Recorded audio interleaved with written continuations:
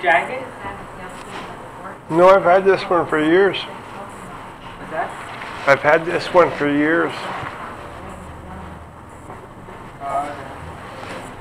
Oh, you're moving over there. I need the power.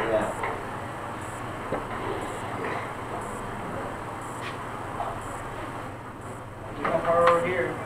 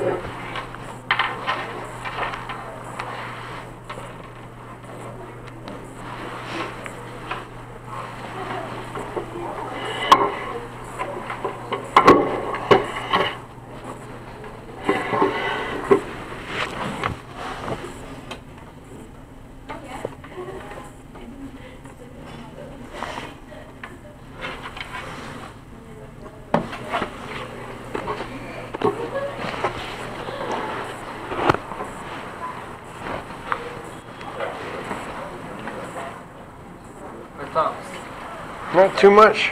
No. When I used to be able to do stuff, I used to ski. What's that? When I used to be able to do stuff, I used to ski. Oh, yeah? This isn't a winter coat, except for it's a wind coat and it's waterproof. But there's no lining. It's paper thin. Okay. Are you charging this thing? Why is it hooked up to it? Because it should be a busy night tonight. Why? I'm leaving here around 5:30. Where are you going? Somewhere. You're going out for Halloween? No. Too old for that shit. Too old. No, I'm going to my friend's house. Supper. For Halloween. No. For supper.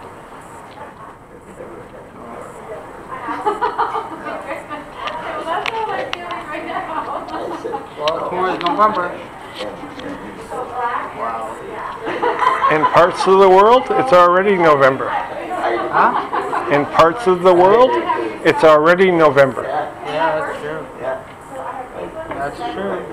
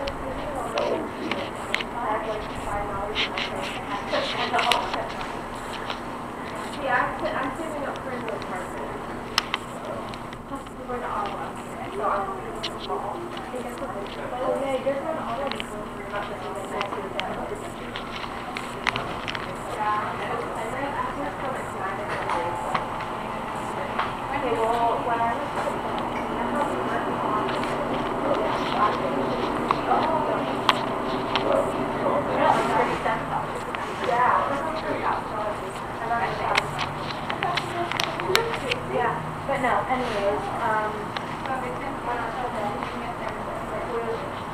hi. Hello. You ready or? I'm never ready. Never ready? Yeah. No. Yeah. I'm like a battery. I don't get it. Ever ready? Never ready. Energizer is a brand of Ever Ready. Keeps going and going and going and going. Extra large green tea. Yeah. Please. And then 2 sandwiches, please. Snacks. 2 of ranch snack wraps? Please. 2. $7.55.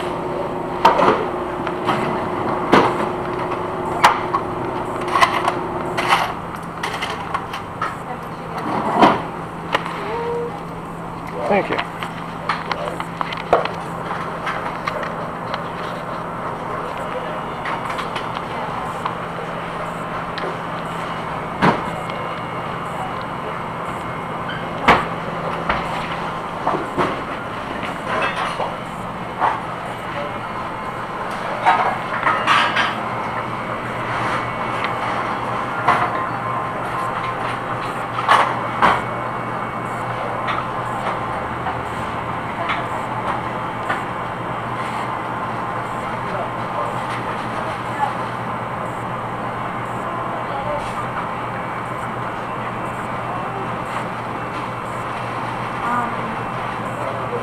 There you go, 2 ranch. Thank you. You're welcome. I'm thinking of it. Oh, yeah? Yeah? Just briefly, but I haven't looked at it all, but mostly it's like kind of walking on the dog. But I think it's actually relevant. So when you picked up where Andrew dropped it off. I was there like just briefly a couple times. I went inside. But yeah, anyway, so and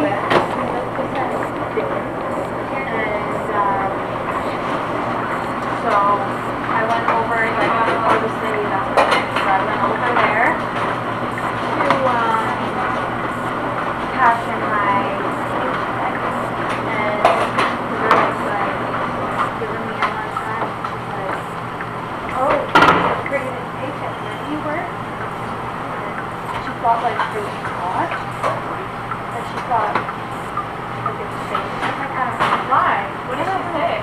Like she told me she was gonna hold it, and then another lady came over and like yelled at her, and hi. Where's your costume? I'm wearing it. Where are you? Anyway,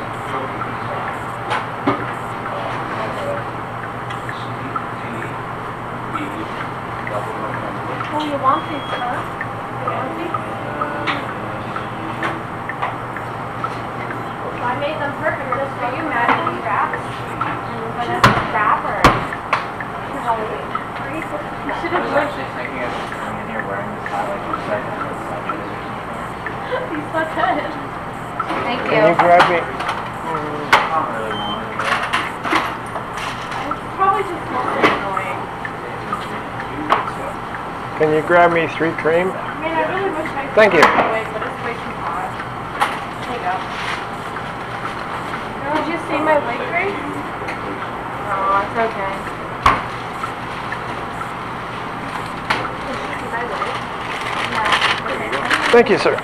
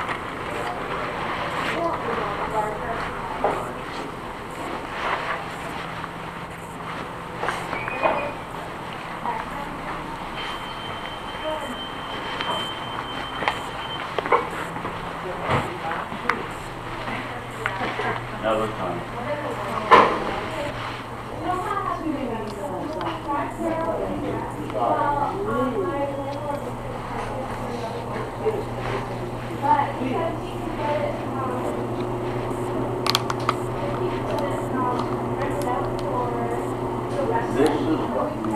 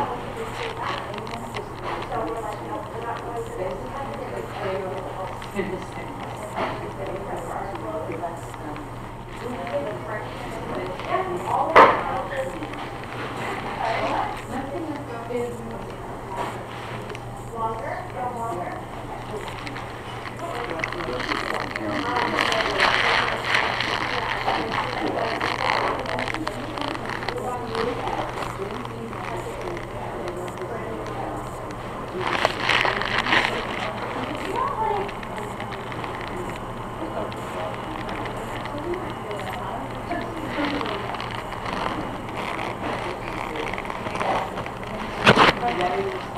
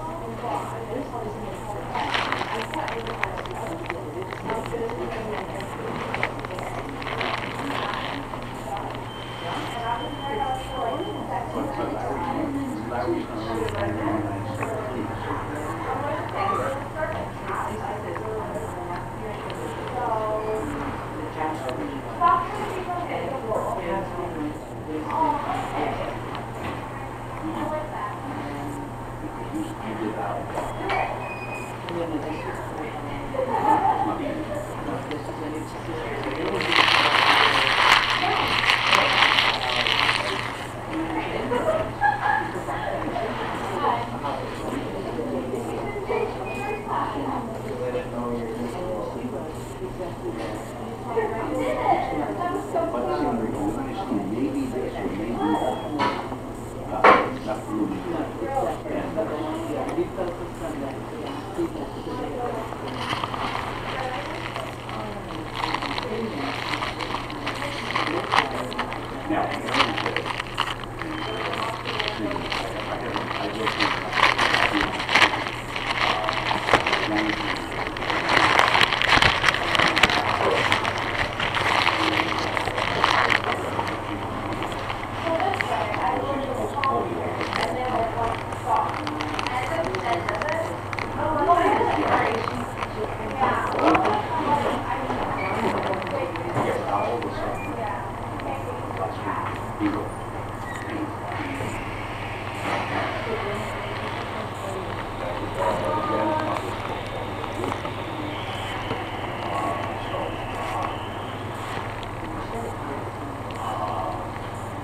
Karen is dead. Next time she sees Larry, he's going to get it. And he does. What are your sons? I'm the parents that are retired. 45 years of living. He used to be the supervisor.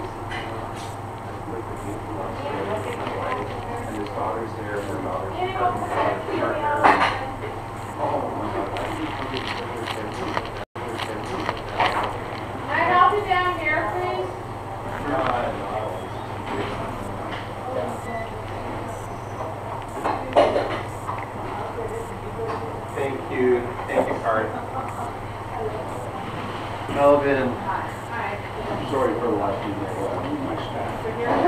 That's okay.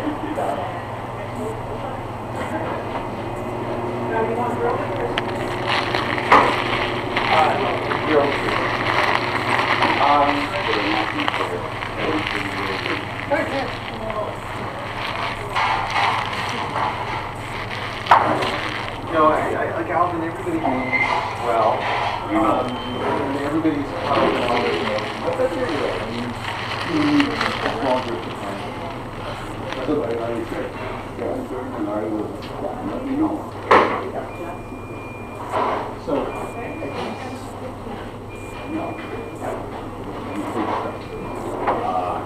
I want to say a few words. Heather to say a few words. She was going to bow.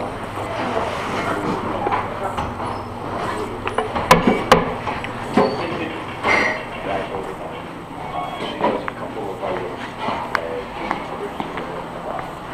I think I've seen some stuff.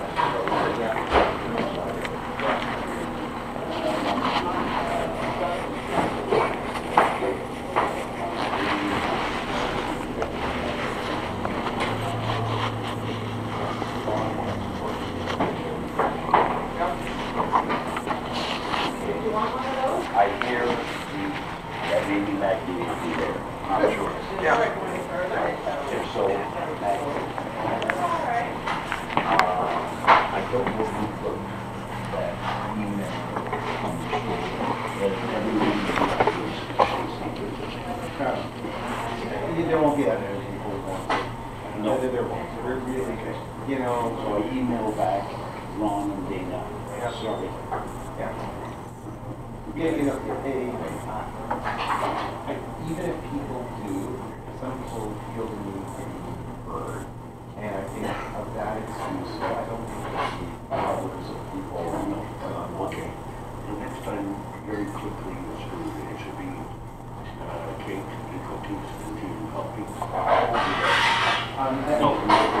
No, the HRD festival Or not.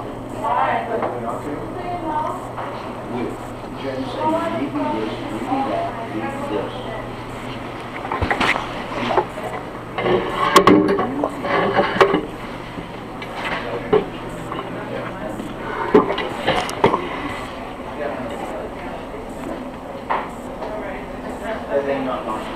I honestly don't care if we come up to be there, because literally, I'm driving my back up. Yes, no, I'm teaching you what it's about. Yeah, exactly. Okay, because that brings up, is this for us, or is it for also? Originally, it was for us. Yeah. And Mary decided,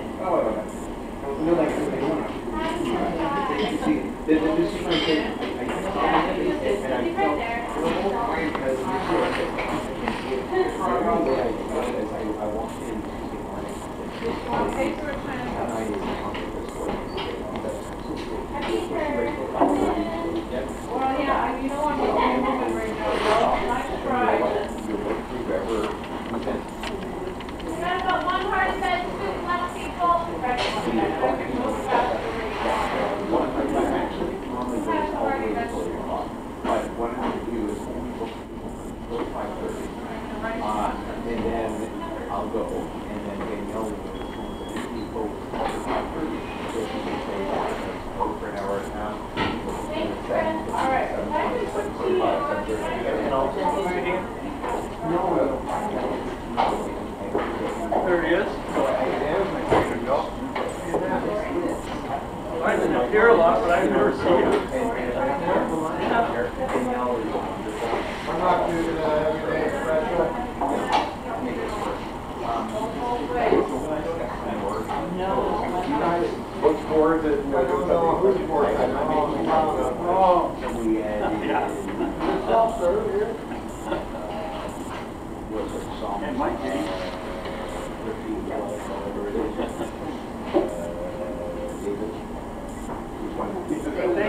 costume, they don't, My words, my second. it's harder to move faster. Give them credit. Out here? It's not normally part of the Friday night service. I'll read it. Okay, so it's not in here, so. Oh, how are you doing?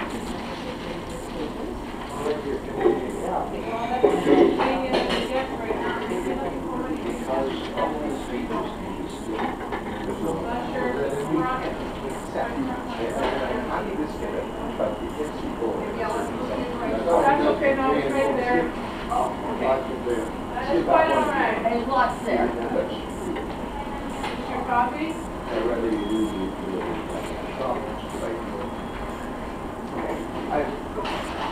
I normally do the first one,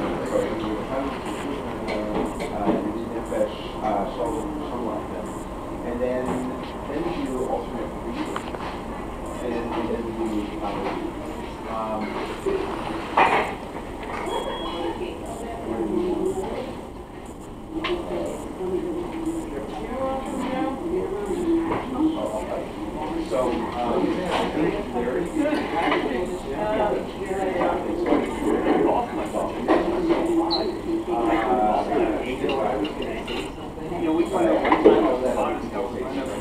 We find out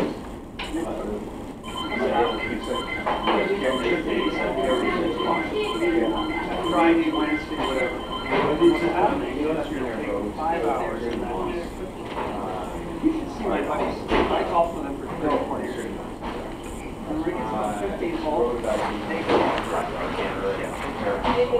Anyway, one day, we sat, we all sweating, we all sit inside of the machine. I don't think anyway, so my friend was there and he's trying to have a course. So you got all this.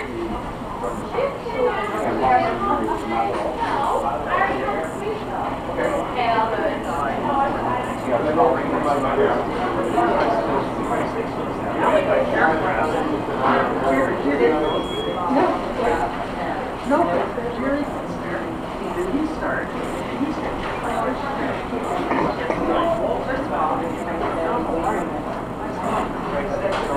I told him I'm no rapper. I look at him, he's like,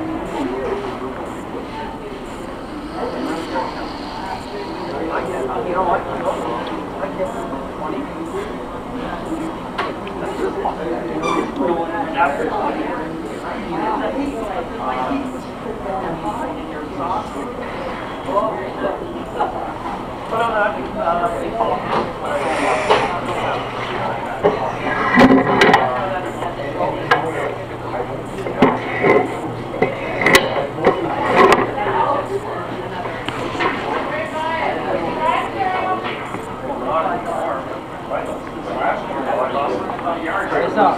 Did you hear about the raids in India?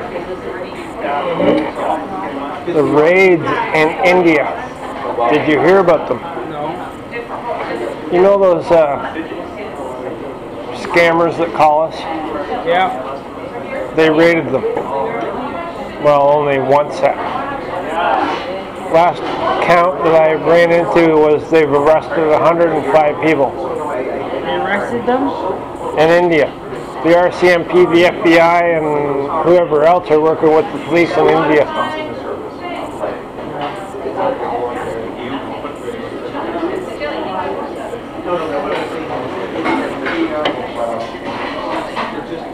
I'm wondering if everybody's finding out that we might actually be safe soon. And neither do I.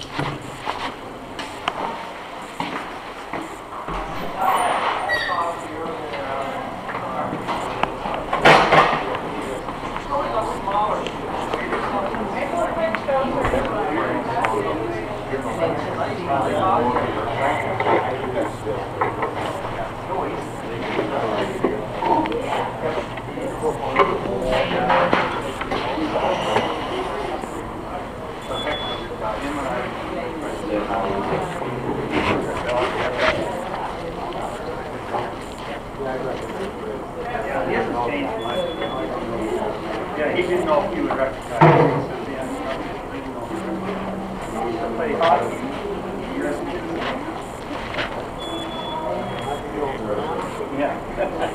He's the one, he was the guy. He was the best player in the bar.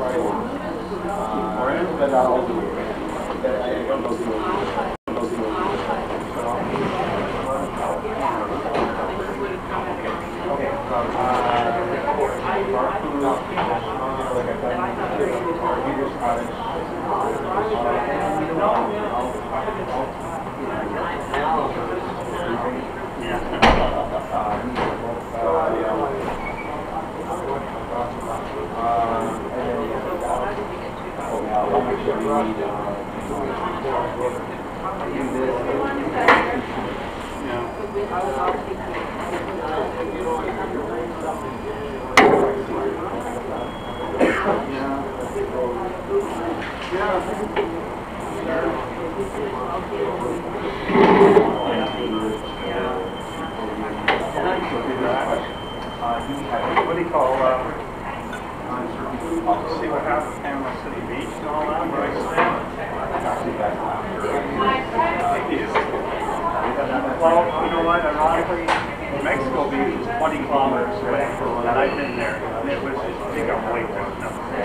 The only buildings standing are the new buildings that were built last 10, 20 years, but hurricane ready. So anyway, Panama City Beach,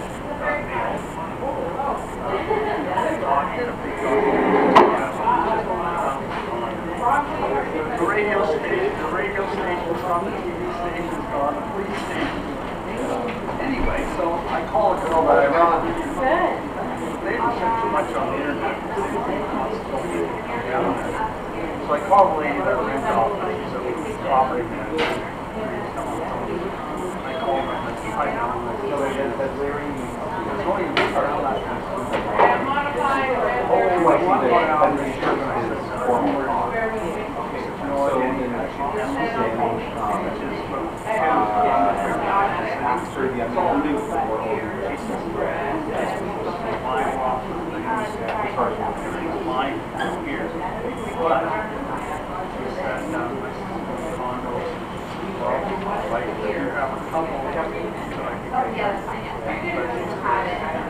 We've known each other quite a while.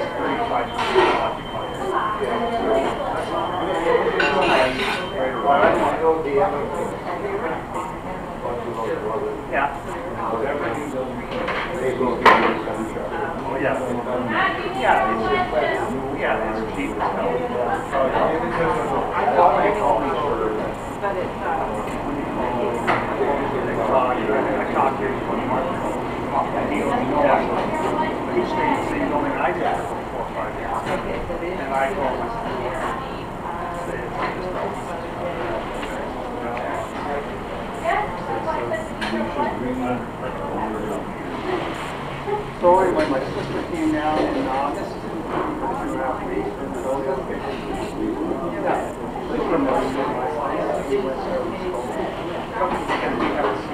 it was amazed because he was talking about but he's never seen so much brick all over his life. He says, yeah, I had to take him out all those sections.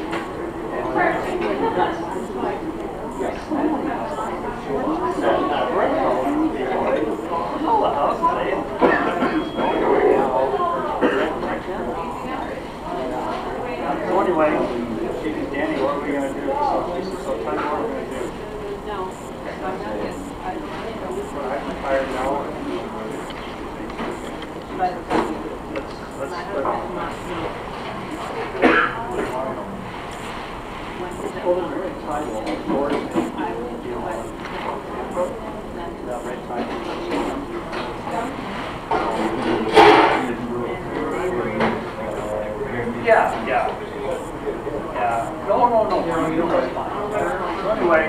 she looked around, she went one time to New Samara Beach.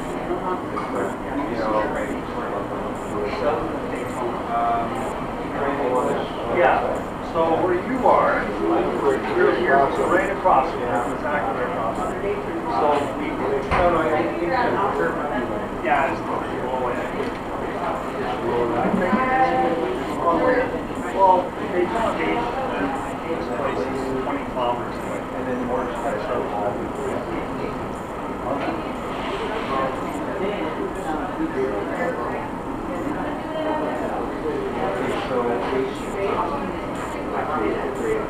yeah.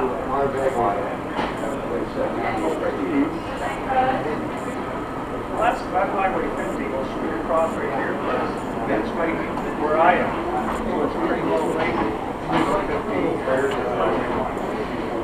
Yeah, so that's right. We don't know how we rented the place. So we rented a place for a month, rented a condo, kind of almost looks like you have beach already. Yeah, and 250 bath, and we rented one for a month, and then my sister has 3 weeks of timeshare. So once we get down there, she's going to get something else. But while she's there, she also wants to go. So if you want to go through, you have to. I said, you have to.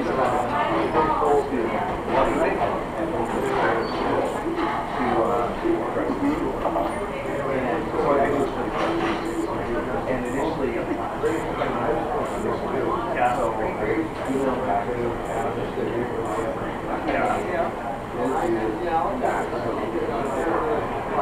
Yeah, it's not right.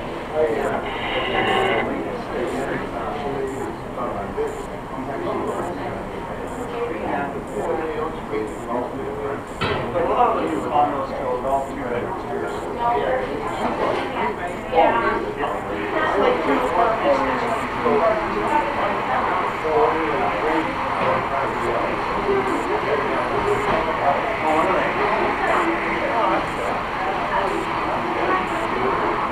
So when do you plan to go in?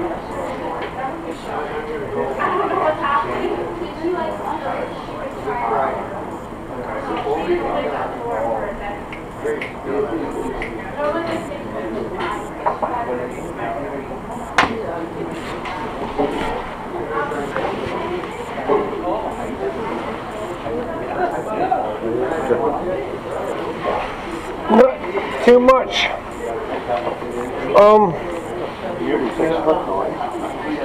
Nearly. I realized afterwards I was thinking incorrectly. You had said you wanted the marketing of madness. Do I have it? Oh, yeah. It's on YouTube. You know what? Gorgeous. I had my sister go down one time. But Down there. I can rip a copy of it off of YouTube. Yeah, that's good. I just want to watch Max tonight. That's why I missed. I realized with what you said in regards to your expenses, it probably isn't a big deal for you to spend $15 or $18. A larger card, like not in size but in capacity, is $18 without it being on sale. But they were just on sale for $15 at Best Buy. That's right. So you know, if we condense it all onto one card, that would be the easiest. And I don't think you need a bigger card than 32 gigabytes. Yeah. Okay. I'll get one. And then we can add some other stuff if you decide you want it. Yeah. How's the other thing? Exactly.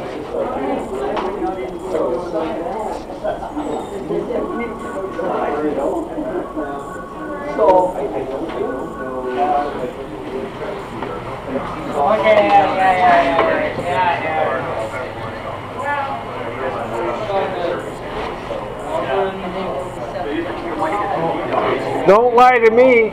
What? Don't lie to me. It's not all good. It's never all good. No. I'm cluing into your trickiness.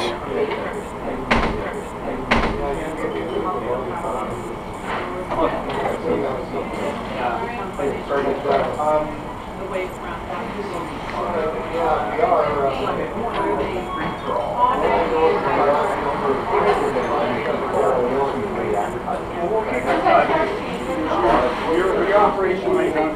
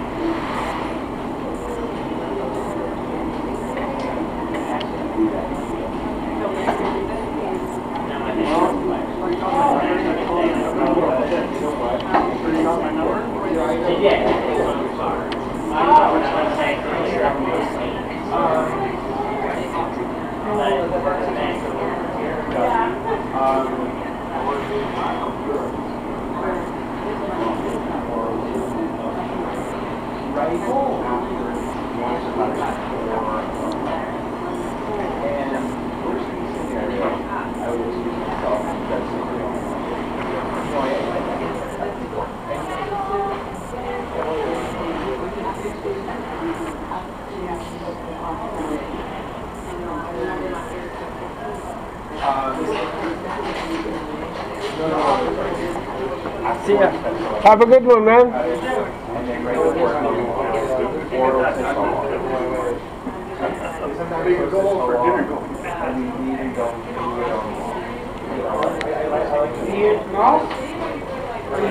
I'll probably be around. The transmission is starting to act up. The transmission on my vehicle is starting to act up. So I don't know. All of a sudden, it throws itself into neutral while it's still in drive. Well, I called him today, and he told me to bring it in on Monday at 2 on Monday. So that's as early as I can go. So next week? What the hell? That's like... There's not a lot of garages in Lakefield, so there's not too many options. But he does good work. And he's honest. Let me take you to transmission place there in town. At right beside on Amazon. Because it's hard to find places that you trust. And I trust this place. It's Ellis Automotive in Lakefield. Oh, okay.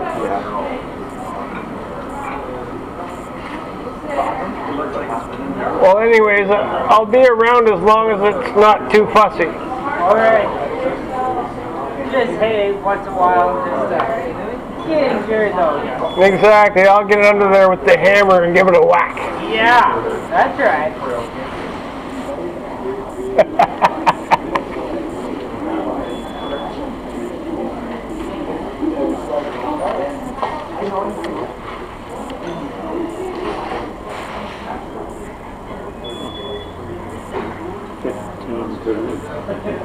It's on sale for $3 off.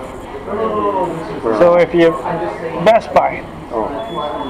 So if you missed the sale, you're going to have to spend $3 more than that. Okay. I'll put down get more. Gotta go down and get gas, come on. Okay.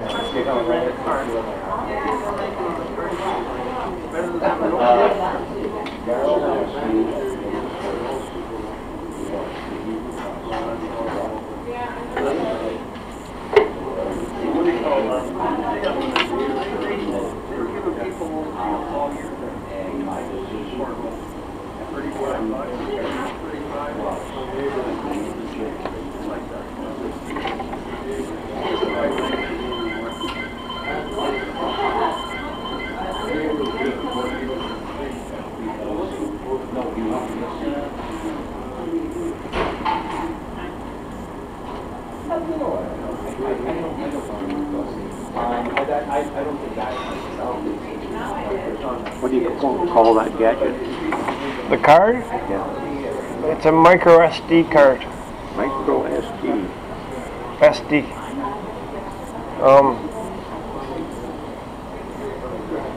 The big adapter, that was what the name comes from, because that big adapter would be, if it was a card, it would be called an SD card.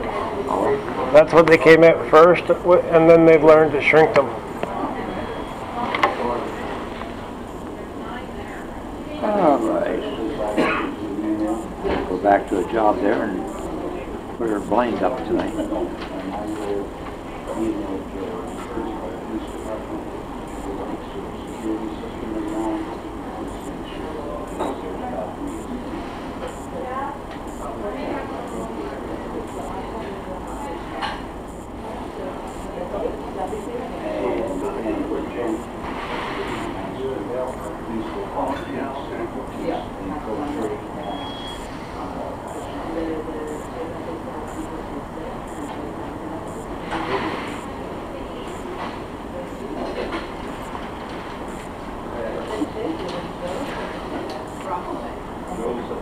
Those are whoppers.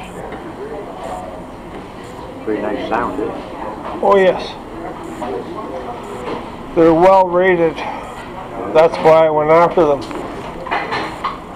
And I found them for, you know, some other places had them for $400. So when I found them for $220, I grabbed them. Where did you get them? Staples. Huh? I couldn't believe it. I ordered them on the Monday, Yeah. and they were here on the Tuesday. It was really quick. Yeah. Yeah.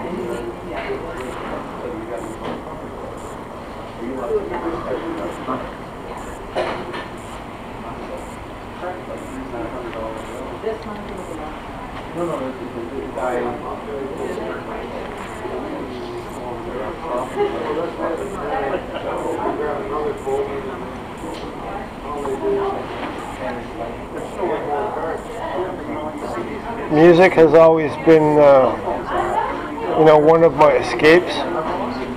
So to have something with me that I can escape into, it was a good thing. And then those will also answer your phone. They have dual microphones, so you can, you know, you can use them to hear your conversation, and you can use them to talk.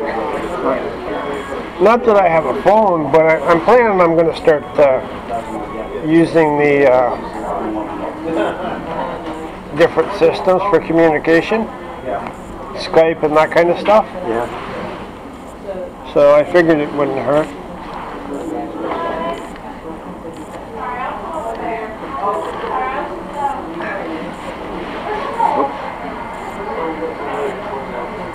Is the Palestine all ancient map devised?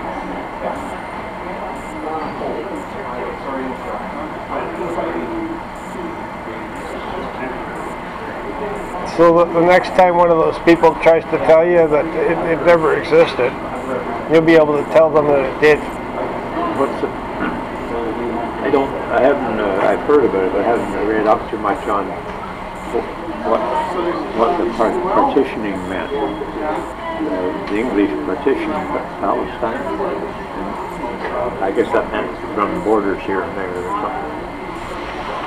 Yeah, I haven't gotten into all of it either, except I know that Israel is literally claiming the property that they have no right to, and the property that they originally said that they would touch.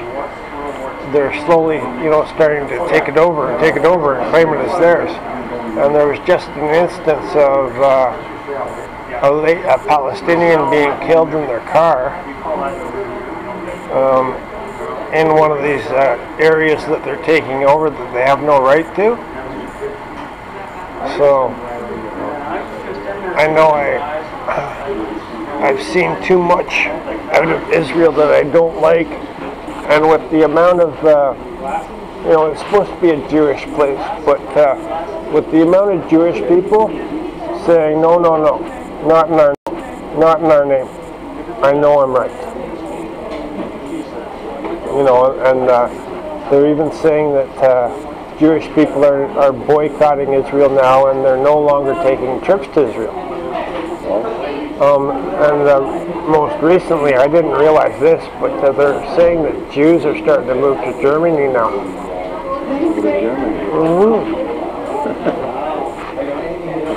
I have a whole bunch of questions about everything in that regard, which I tried asking those Germans about, but I don't know if it was that they didn't want to talk about it or if they didn't know. But with all the stuff that's been going on in Israel, you've had a lot of people say, well, they're acting just like Hitler. Well, way back when the war was happening, there's documented information about Zionists working with Hitler. And now they're releasing facts that Hitler's doctor was part Jewish. So maybe we've seen the way they lie. So maybe Hitler was working with the Zionists, and then the Zionists created Zionist Israel. And they're acting as they always have. The Zionists were one of the secret organizations. The Zionists were just like them. They had 7 books written. The Zionist Handbook for World Takeover. Oh, there's only 7 books in the world, and they're in libraries, under lock and key. The fellow, he was a former minister, and he liked to get into politics and stuff. And after he retired, he helped me install for 2 years on the windows. But he managed, a friend of his was the curator at the Toronto Library, and he managed to get one of these books out, Zionist Handbook for World Takeover. And he copied as much as he could that night, but he had to have it back the next morning. So he said, yeah, I'll get that to you. Nowadays, we'd digitally copy it and then publish the whole damn thing. That was terrible stuff. It was just as bad as all those people that ride around the little cars with the funny tube. What do you call that? They do things for Children's Hospital and stuff like that. Oh. You got the red hat, the pointed hat with tassel and all. Right around the little I don't know them.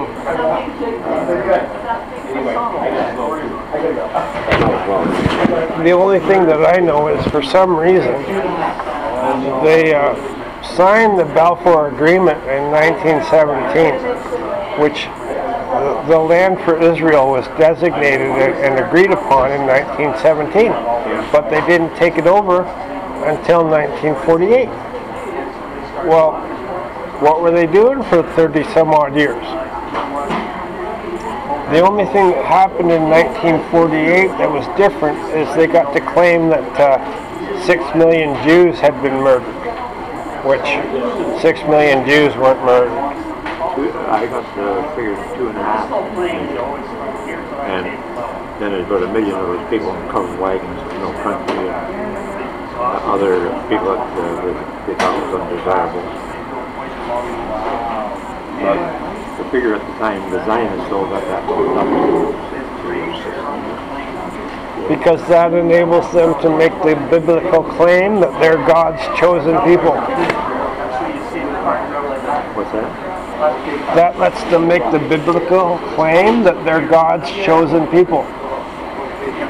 They're supposed to be, I don't know all the biblical stuff, but there's supposed to be a biblical story about 6 million dying and all that kind of stuff, and wherever it goes from there. Well, that was predicted, and then it was predicted that they would come back to their own country just before the end of time. And that's happened too. Well, that's what the lie is supposed to come from, because even an Israeli ambassador or whatever their position was came forward, and they said 271,000 Jews were killed during the Holocaust. And then the Red Cross has published data, and they're saying that 271,000 Jews were murdered during the Holocaust. So it's the same number coming from different sources. You know, it's like the wife coming up with a set of measurements for you, and the husband coming up with the same set of measurements. Well, are you going to believe them? More than likely. Especially when the wife produced the exact same numbers. So yeah, I'm inclined to believe them because it's coming from, first of all, one of the people is a well-recognized Jewish individual, apparently. You know, people are calling him by name and saying, well, it's this person saying it. It's like, oh, I don't know who that is, but okay. Yeah, the Bible does say that whoever blesses Israel, he'll be blessed. And I know one guy couldn't do all the things that he's got done in less than 2 years. Just that being smart. He's smart, but I mean, he's not that smart. He's not smart. Eh? He's not smart. And he's in trouble now. In trouble? Oh yeah. You're in trouble the whole time when you're in politics. His whole empire is about to go down the toilet. Somebody just came forward and said that they were approached and they were asked to lie. And of course, I don't know if it's true or if they're lying, but you know, you're gonna have the investigations and that kind of stuff over the next little while, and you're gonna have all the truth come out. Well, right now, if Obama and Mrs. Clinton and a couple others were just regular people, they'd be in jail right now. Some of the things they did. One of the things that I seen the other day, and this person was being negative against Trump. They said Clinton has had an investigation into her affairs for 6 years, and they found nothing. Meanwhile, Trump has, you know, people in his circle going to jail, and nothing. So, you know, and I'm not American, I'm not the one saying this. This was an American saying this. And on YouTube, but I can watch all that stuff on YouTube. Did you hear about the scammers in India? The RCMP and the FBI were working with the Indian police, and at last count that I seen so far today was they were up to 105 people arrested. Oh? You remember them phone calls? Oh yeah. Well, they're doing a new one. It's CR. I can't remember the third letter.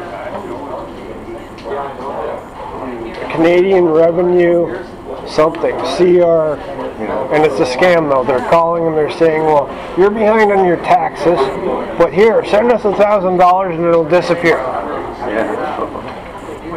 And people are paying it. The one part that I heard though was one fellow, whatever they did to him, he lost $100,000. He what? Lost $100,000. Yeah, exactly. There's crooks in the revenue department too. they did a crooked thing on me, and it's going to cost me. But I'm an old fox. I can make it up.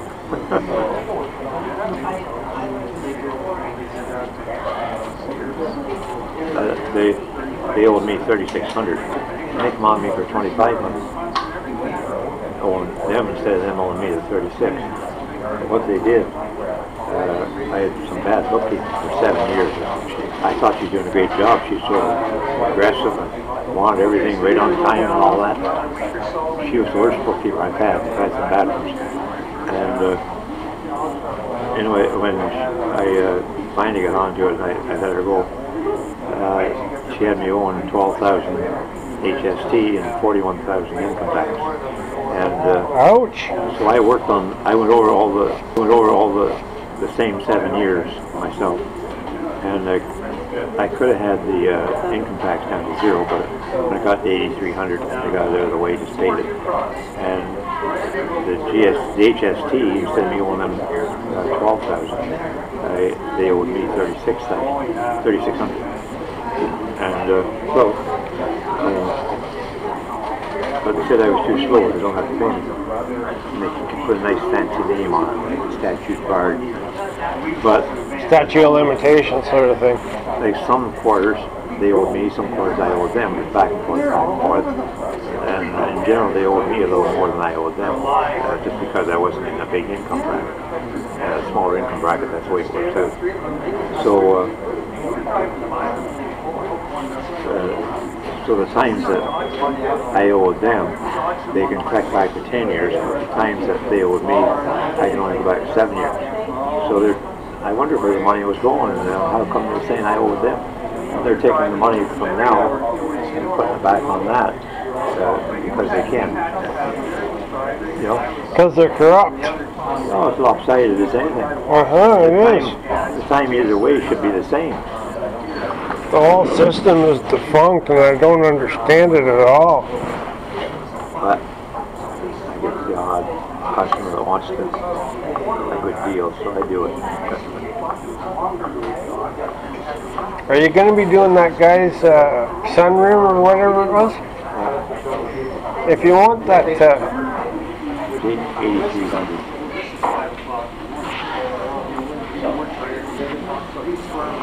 24 windows, 8,000. He didn't want to pay the HST, said. I said, yeah, I need some cash right now. I said, yeah, I could use some cash deal right now. Because he's retired, so he's not using it on his books. Doesn't keep books.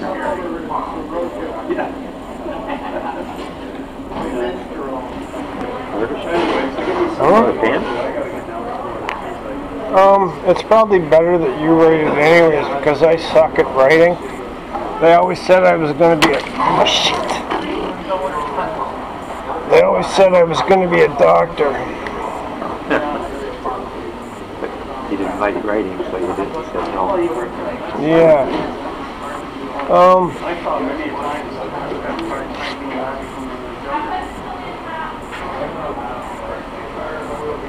Some of your writing was on there. Oh, was it? Oh, yeah. That's okay. Okay. I was just going to give you my email address. If you decide to do that guy's windows and you want it videoed, I'll do the videoing for you. I won't do it on his. Oh, okay. I gotta get even for them roofing me. Huh? I gotta even up the roof me. Oh, yeah. I can't even it up a bit.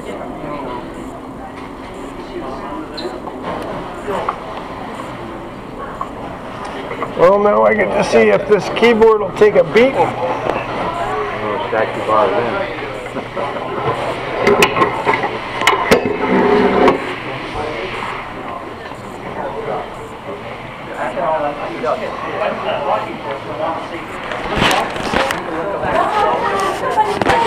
Who's playing, who my guys are.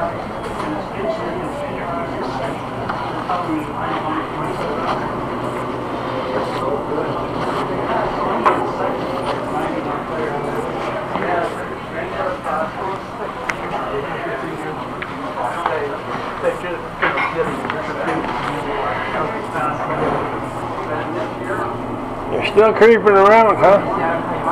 You're still creeping around. Yeah, you were too. I'm like that.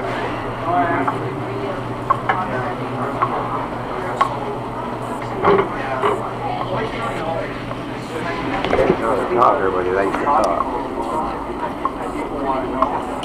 This one I did the highest points for the month. $50 bill. Yeah, a little guy, I watched the live streaming there on YouTube from the Billy Burke meeting in Toronto. Little fellow's 2 years old. All of a sudden he doesn't talk anymore. Oh. He was doing fine. And that's the least damaging thing that I see with vaccines. They didn't mention vaccines at all in Billy Burke. I know Billy Burke would know, but he didn't say a word because they can destroy a guy overnight. They can put him on the list. Oh yeah. Talking against the and those laws can't talk now, so they have them up in prayer with Billy Burke. I don't know what the outcome is. Well, you. Another one in Wakefield, vaccine, and his eyes went clogged or out or something. Oh. He had sit just a foot from the TV screen to see it. But he was healed instantly, but it hurt me. And I saw him just recently. Oh. He lived in Wakefield. Looks like a girl. You wouldn't think he was a girl. Long hair and curls. And he's about, I'd say, about 6 or 7 now.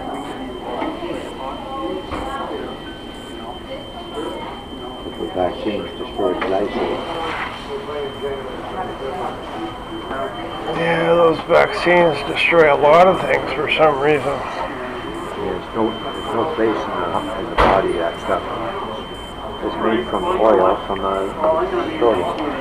And they somehow can manipulate the molecules and make it something else. And put it in your veins. It's supposed to do a different thing. Crazy. Absolutely insane. Well, we've got a lot of information on marijuana now, and when I was in the car yesterday, there was anti-marijuana advertising going on, and we've heard so many stories about marijuana fixing people.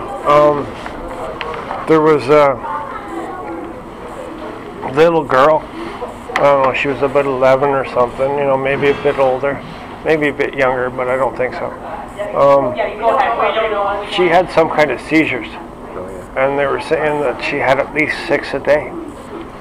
And in this, you know, just this little comment, the guy was talking about his daughter, and he said he went and got hemp oil and started giving it to her. And it had only been, I don't know, about 4 or 6 days. I put hemp oil on my salad. Oh. Well,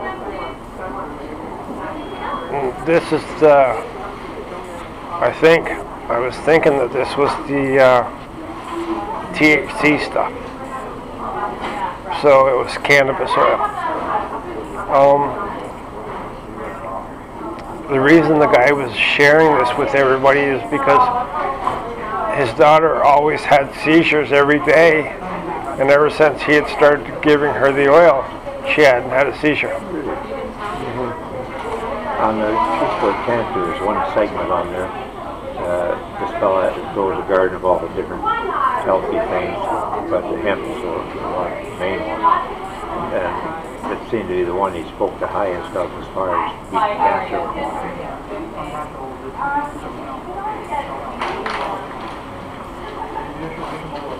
Well, apparently it is quite a wonderful plant.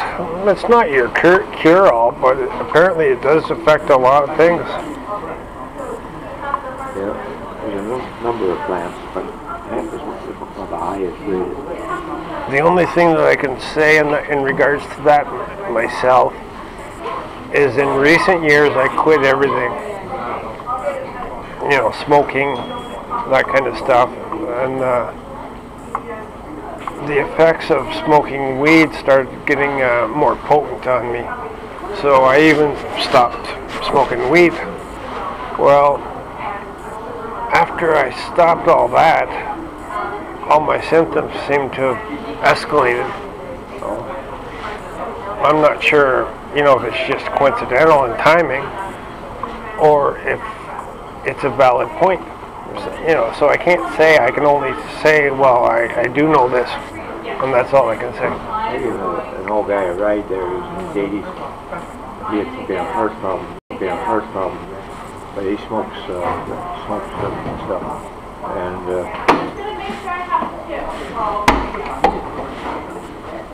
big deal. He something to do with the heart, some kind of heart condition. And without it, he'd be dead. Oh. Yeah, something to do with the heart. But I guess he has a license for the smoking. So it keeps him relaxed and keeps his anxiety down. Whatever, I don't know. Well, if it had to do with anything else, he would probably be eating it. Yeah.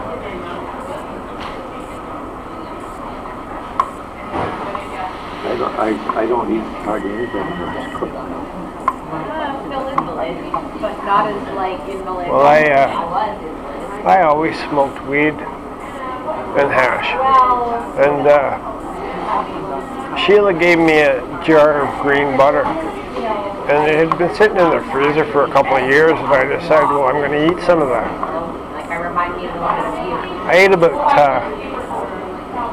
2 teaspoonsful, maybe a bit more. Green butter. Green butter? You mix it with the THC from the pot, so it goes green. So lots of people think it's bad, but there's nothing wrong with it. I'm choosing the lesser of the evil. But I'd never eaten it before. Well, about an hour and a half later, holy jeez, did I ever find out what I was missing? Felt like I had taken some LSD. Oh yeah. For me, LSD never hit me like it hits other people. I don't have trips and visions and all that kind of stuff. I just get really energetic and really hyper and really happy. You know, and you get a little bit into your vision and that kind of stuff, but I never seen no unicorns or anything. But yeah, when I took the green butter, about an hour and a half later, I felt the same way as if I'd done some LSD. I get the butter from Joanne's Health Store, and it'll go bad if you don't use it up. If you don't refrigerate a bit. Doesn't have the preservatives. Okay. Doesn't have the preservatives. First time I had a little bit too soft, I guess. At a certain place I put it up so that it'll spread, but not be too soft. But I got it too soft, and one end of it went all black and green, whatever. So I didn't use that end of it. I just used up that through this. I don't know what it was. I don't think it was mold. It was something in the butter itself. Well, you might have to watch out now because pot's legal, and the government's selling it. Yeah. So you might find a different kind of butter. But he was still waiting, so I was like, I'm not going to put on a I think I'm a real healthy sandwich. I went and bought myself a thing that chops all that fine, and then I put it in the sandwich. It's a tossed salad sandwich. It puts up a lot less space than a tossed salad. That would be a big salad. but if there's no cars to drive, Chop it fine. Put it in a sandwich, and that's my dinner. I had that this afternoon. I'm not hungry at all. I want maybe a little breakfast. It's amazing how long you go and you don't get hungry. I hardly cook anything. Well, I don't cook anything. I want to cook an egg. That's how I learned to eat salad. I learned to eat salad with an egg in it and with some cheese, grated cheese, and it was very filling. That would be dinner. Once in a while I go for a liver plate. That's maybe every 2 weeks. When you guys do that. But other than that, I don't cook. Because they say that cooking destroys the biggest part of the nutrients. Hello. They say it's not good. And if they all these professionals talk that way, they must have a point. I want one of everything. They wouldn't all agree. This keynote was way better than last one, both in presentation and in And by my the importance of arugula, arugula is bright yellow color. It's a root, like the phone like updates a were carrot. boring. Oh, okay. Called arugula. The phone processor. I could be wrong on that. This presentation, like this is a massive Anyway, error, so that's the I'm buying it now in powdered form in a bag. and the people who presented Instead of bothering to and I totally take the rough ends off and all that. Let somebody else do it. Maybe I'm paying more, I don't know. Have you gotten into looking at chaga? Oh. Chaga. The news that I had, No. There's some names I don't know of vegetables. Chaga is a mushroom, Every go with different mushrooms. but it's as hard as wood. I mean, the only ones in like that. So you have to extract this. You have to make a tea out of it and extract the nutrient value from it. And there's lots of controversy because they say you don't want to put boiling on water on it because you're killing half the food value. And Neischer, or whatever his name is, he talks about it and he gives it incredible recognition for all kinds of properties and all kinds of food value and everything. I don't know the truth of it, but I've actually I had 2 coffee tins full of it. I went and got it up at the camp I used to go to. Just happened to be there when I went there. I noticed it and I started plucking it all. Started gathering it. And then I had to dry it. Then I had to grate it all up. That's twice as much storage as I had in my laptop. In that book, Truth About Cancer, he gives you the whole recipe on how to make SCAC tea. Oh. So how far was she has a terabyte? I only have 500. Quite involved. I would never get into doing it. I'll just go buy it. There's a company in Toronto that has it. The lady that had it, she gave it to them. She wouldn't sell it. And different ones wanted to buy it because it's healing everybody, so they're killing business for the cancer people. And so she wouldn't sell it, but she gave it to them, and you can buy it from there. And the Truth About Cancer gives the name of the place that has it. It's in Toronto. Cancer research is where chaga came from, or recognition of chaga came from. A guy was looking into this community and wondering why they didn't have any cancer at all.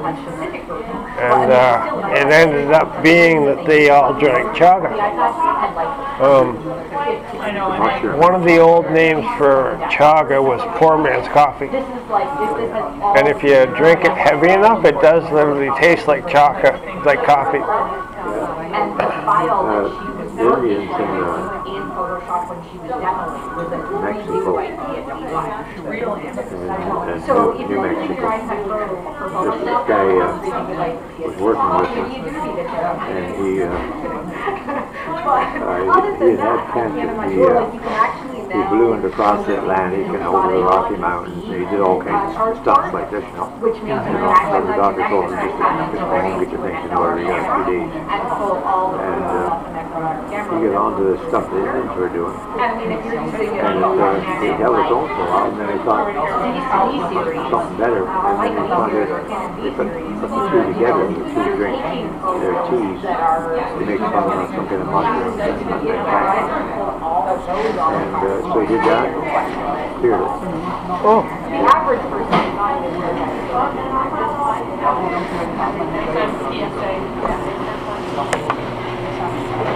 although it may be thinking about one of those things.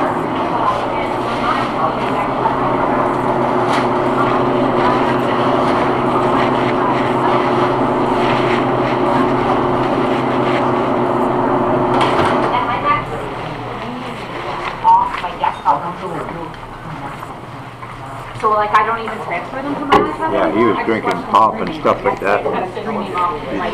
Indian college down drink this stuff. So as long as they're on your computer, you can watch it on your iPad. You don't see us, and then you check and see it. You don't even have to like transfer it. Yeah, that's right.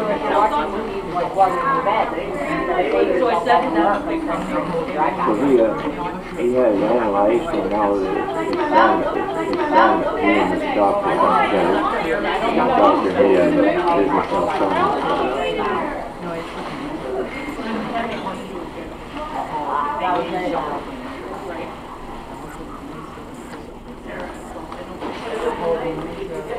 But SCIT, there's somebody in an island off South America. This doctor was on treatment for cancer. He was there for a few years, and he had something wrong with his cheek, or something wrong with his mouth or something. He went out to the medicine man in the back country there, and he had him look at it. He says, "Can you heal it?" He says, "Yeah." He goes and gets this stuff and makes the stuff up and cured it. So he wanted to find out what it was. So the guy showed him everything. And here he finds out it's almost the same as the SCIT one guy about Cajun had come up with. Same thing. And the same result. Everybody gets cured of cancer. I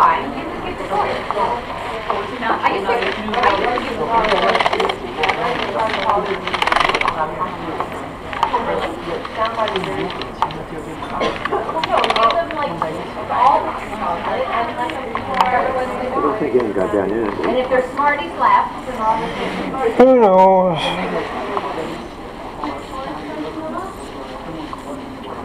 Probably. That's the way life works. But if we're smart, they'll have built it better than that, and you know, they made those keypads that had rubber liners underneath. That was what they used for the spring system to bounce the keys back up. I enjoyed that keyboard. It didn't get any of my spills in it. It's not built with a plastic film in it. Yes, exactly. It just stretches when you push the key down. Well, the one that I had, instead of them putting a spring, they had that rubber pad, and the rubber pad was what bounced you back up. Oh yeah.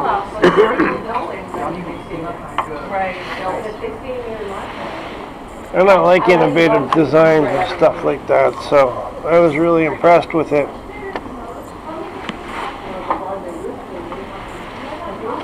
But of course, that computer got old and died, and so did the keyboard.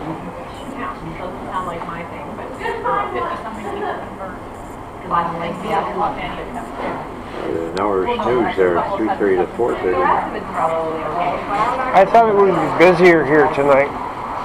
First one was packed full. I mean, here and I got more than before. They must be out trick-or-treating. Well, considering that University Heights is right there, it's probably the Just best. go home in case there's anybody around there. I didn't lock anything up. Oh.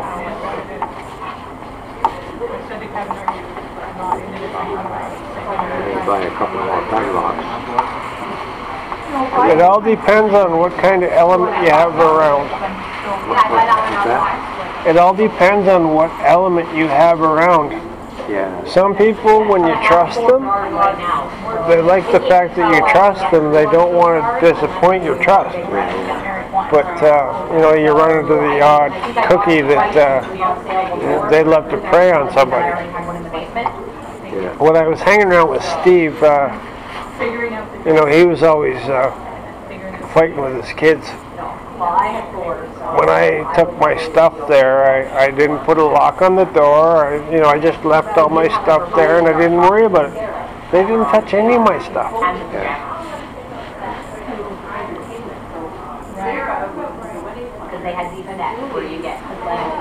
So Steve's whole problem was how he was treating his own kids. Yeah. And he was a dishonest person. That movie, I wouldn't have believed it. was about his father. He, I guess he didn't get what he wanted in life himself, so he was taking it out on his son, beating him up for not doing it, you know, not getting there. He wanted him to be a football player. Oh, he watched a lot of football, so the son went into football. He did well at it. That kind of helped a little bit. And then he got into music, and the father was all against it, but it turned right around, and the father was all for it in the end, after he got off the booze and everything. I wish it was all that simple. Hey? I wish it was all that simple. My mother has been punishing me my whole life, and I think it's because of what some male did to her. You know, psychology works. Yes, it is. She has a big obsession with money. She has a big obsession with money. Yeah. There's one customer I'm putting a job on for next week over in Auburn. He's a Hummer, and his wife drives a new Cadillac. The money's no object. So they want something nice to buy. And they're around 90, I guess, because they both have trouble walking. One has a walking kick in them, and they don't go very far and so on. But they got all of it. Yeah, Melissa, it was interesting. I showed the girls in the pre-shower. I like my comforts a little bit, but I realize that money and luxuries, they aren't everything in life. There's other things that are far more important. That's actually, I realized that about you yesterday. Me interacting with you, I love sending ripples. So making you happy, and then you know, interacting with your kids, I'm able to reach one end of the United States and the other side of Canada. So, yeah. My oldest son, anything of interest, he sends it to me on email. And he sends me the Security Digest. I want to do Several pages. I printed off. I quit printing it off now. It's all about cyber bullying and the Chinese getting into our government and all this kind of stuff. And you know, it's just all these news stories. I know a guy that when he was, I don't have too much to do with now since Roxanne's gone, she was helping him out. He's a druggie, but he's a computer whiz. He rebuilds computers, you know, pulls them apart, puts new parts in and all that. And he's an excellent chef, but he's a druggie. He's got the smarts, but doesn't know how to use the smarts. Or doesn't care to. What they're about to tell you is, you started with your son, and then you went on to talk about the druggie.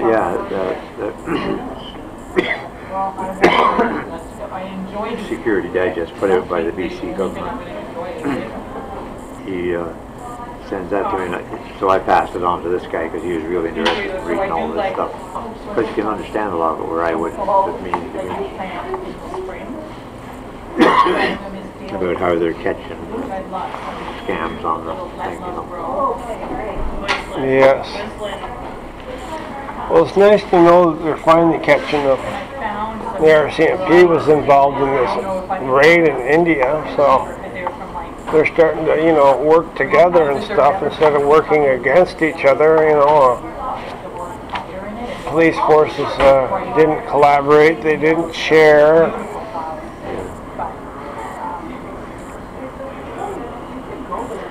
My only experience with the Chinese is I had a Chinese girlfriend.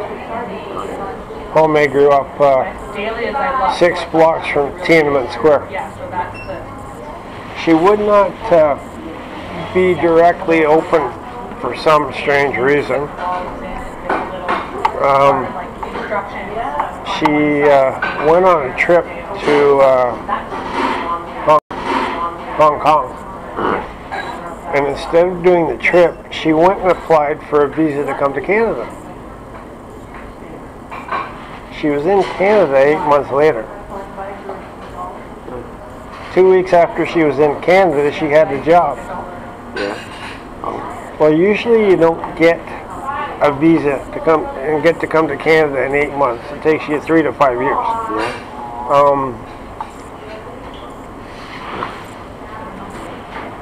In conversation, she didn't pay attention to me. It was just I was just something to amuse her and pass the time or something. She didn't pay attention to me at all. But in conversation, she let it slip that her family owned 3 separate residences in China. Yeah. Well, do you know how much owning a residence costs in China? I don't know exactly, but I remember years ago, a square meter in downtown Hong Kong was $1 million. Oh, yeah. And I'd imagine Beijing is about the same. Yeah. And, she grew up 6 blocks from Tiananmen Square, which is downtown Beijing. Yeah. So that's where one of them was for sure.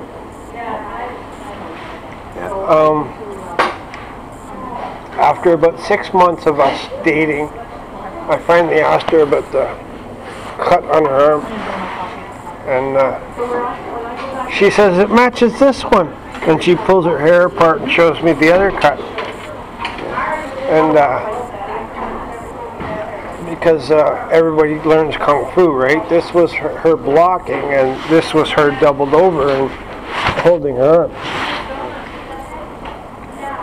I said, what's that from? She said, my boyfriend in China.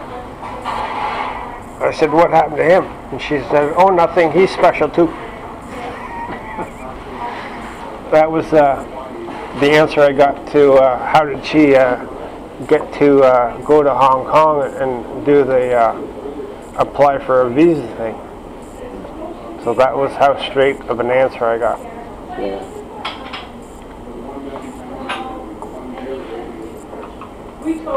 But she's the reason I went to New York after 9/11. The next year, she was in New York on Long Island. They contracted her out to NCS. So, I went down there to visit her. Then she ended up, I was talking to her afterwards, but she ended up getting a new job. But she was a computer geek. She was always talking about the function. Everything was about the function. Because she was modifying databases, and she was adding functions. So she was a computer nerd talking about the function. But she didn't bother finding out about my skills at all. So then down the road, when I started showing her some of the stuff, like I sent her an FTP program so that we could move files. And, file transfer protocol, FTP. And she said, well, why didn't we do this when I was dating you?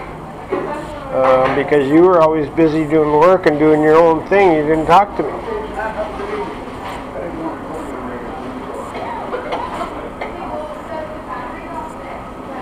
But yeah, New York was my worst trip ever. And I've driven across Canada. Yeah. I drove to a wedding in Vancouver.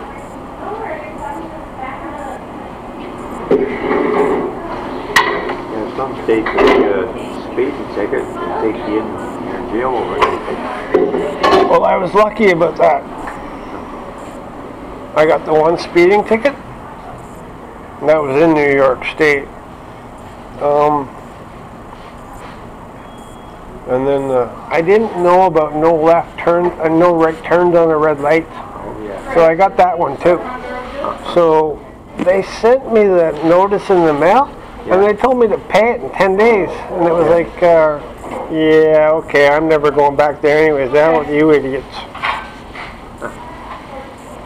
I think they wrote it up wrong. I don't think they liked my first name. I think they wrote my middle name or my last name only, which I wish they had have wrote my first name and my last name.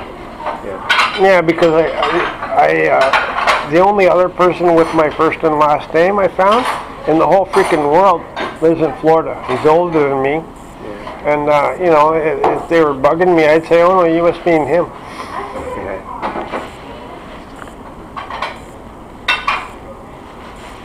I can't find anybody else in the world with my whole full name.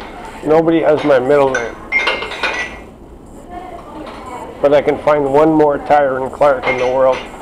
And I have his address too. If I'm ever in Florida, I'm going to knock on his door. Yeah.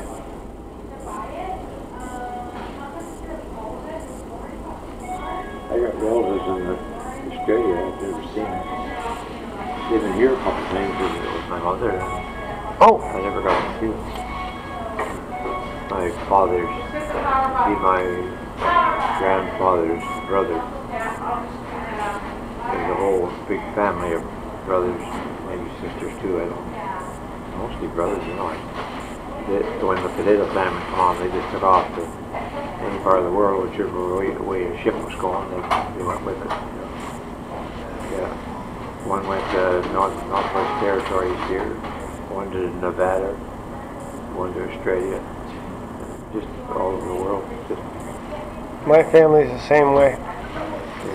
I'm Welsh, Scottish, Irish, and either Bohemian or Austrian or German. Depends where the border is the year you're researching. yeah. But when I found a couple of marriage certificates, they both said that the place of birth was Austria for that generation and for the parents. My middle name is Lewis, so George Washington, he was family. My last name is Clark, so I'm a Lewis and a Clark, all in one. My Welsh ancestry, which is where the Lewis comes from, Captain Morgan, he's family.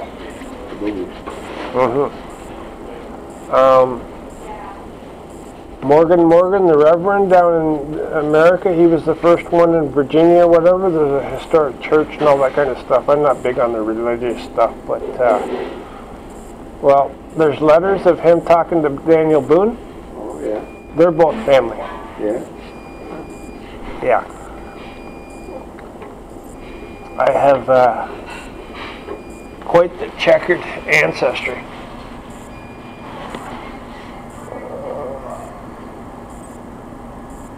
My son did a trace on family connections, and it was quite interesting. But you only go back to 1400 because the church burned with all the records. Oh. Everybody's record was gone. That's where they kept the records in a building that was burned down, you know. So that you can only go back to 1400.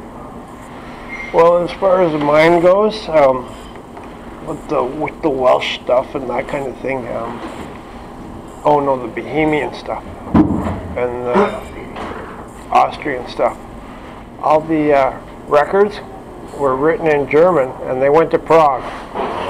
So I have to go to Prague and I have to learn to speak German. Where'd that name come from? They call you a bad name. Oh, you're Bohemian. Like a bad swear word. I don't know. Where'd that come from? The only thing that I know about Bohemia that's bad is the Russians, they don't even want to talk about it. Because the royal family was massacred. Years ago when they were doing auctions out at the Buckhorn Community Center, I went up there to do some work and help. You know, you just carry the furniture out and plop it on the floor for, you know, each auction instance. And it was a Russian bunch that were doing it. And that was when I was doing my family research, and I just found out about Bohemia. And so I said to the one Russian fellow, I said, well, you know, my family ancestry is from over there somewhere. I might be part Bohemian. Oh no, nothing to do with that. I don't want to talk about it. Oh yeah, there's a lot of bad blood there. Any connotation I got from the word Bohemian, it was bad. Like you're an idiot, or you're stupid, or you're Bohemian, you're an idiot, or something like that. Well, they slaughtered the royal family, seized all the money and assets, and that's about all I know. The Russians did? Yeah. It was part of Russia back then? Oh. You know, before everything came down? Oh, yeah. So yeah, it was, I don't know what the name of the country is. The Bohemian people, what would be the name of their country? Czechoslovakia. Really? Yeah. That used to be Bohemia. Oh. That's why I'm either Bohemian or Austrian or German. Depending which side of the border you're on. Mm-hmm. Well, with the fluid borders, it was always changing in that location. Yeah. So if you're researching it 1 year, you'll be in Austria, but then the next year it'll be in Germany. Oh, yeah. And then, yeah, it goes on like that for quite a while. So it all depends what year you're researching.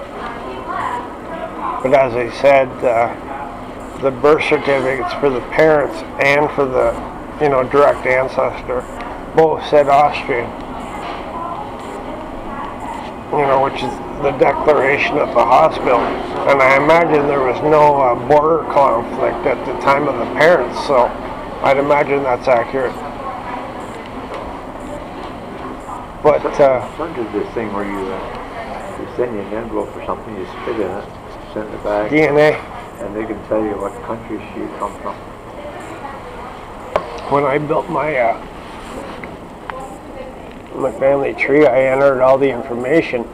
My father's name is Roger, but the last name is Clark. Well, this other fellow, Roger Lewis, he had done his DNA, and that's how he got in touch with us all. And then he gave us a copy of his DNA report, and I manually entered all that to build my tree.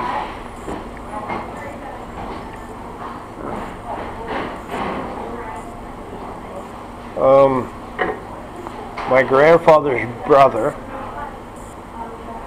he's the one that built the marine radio system for the U.S. military. He hung around with Nikola Tesla. I don't know if it was just as a teacher or what aspect, but the company that he created, he decided to call it Tekla. Thomas Edward Clark. C-L-A-R.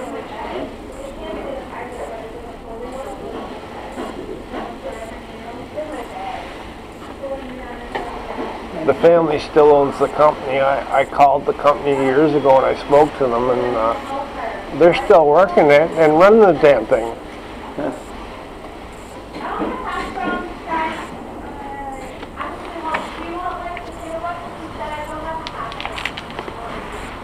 Yeah, I was trying to chase down as many hints as I could, which I wasn't successful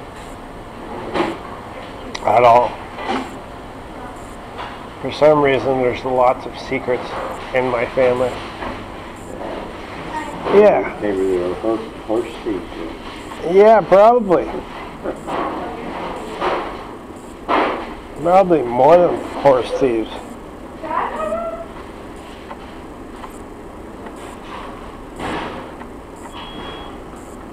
I'll see if I can find this thing, if I have it.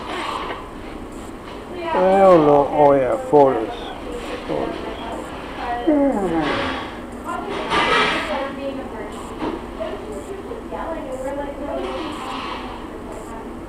Yeah. You mentioned a bunch of symbolism. That's a family heirloom that I have that nobody else has. But if you look at these symbols, the Templar still uses them today. Yeah, I've seen that one before. Mm-hmm. And of course, that's... Yes. And then that one too. Probably. Going crossbow. Yes. You mentioned them before, and I thought, well, I should show Murray this, but I didn't have it with me at that point in time, so I loaded it up on the...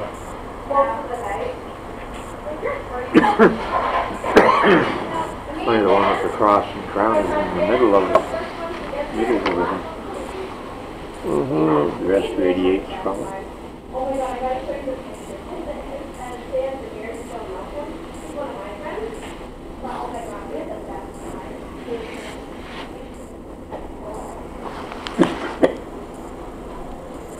I thought you would get a kick out of that. That's a little match case. I call it a match case because there's a striker on the bottom, what I take to be a striker.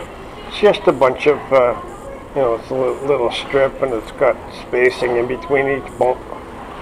So I perceive it to be a striker, and I figure it used to be a match case. And it's brass, which probably tells you about when it was made. Yeah. But it's got quite the intricate detailing. And then on the other side, it's got a guy with a horse, a guy on his horse with a shield. And guess what the shooting star is overhead? What's that? It has a shooting star overhead, Oh, yeah? but it's not a star. Oh. It's a cross. The cross? Yeah. That's why I'm pretty sure it's a Templar item.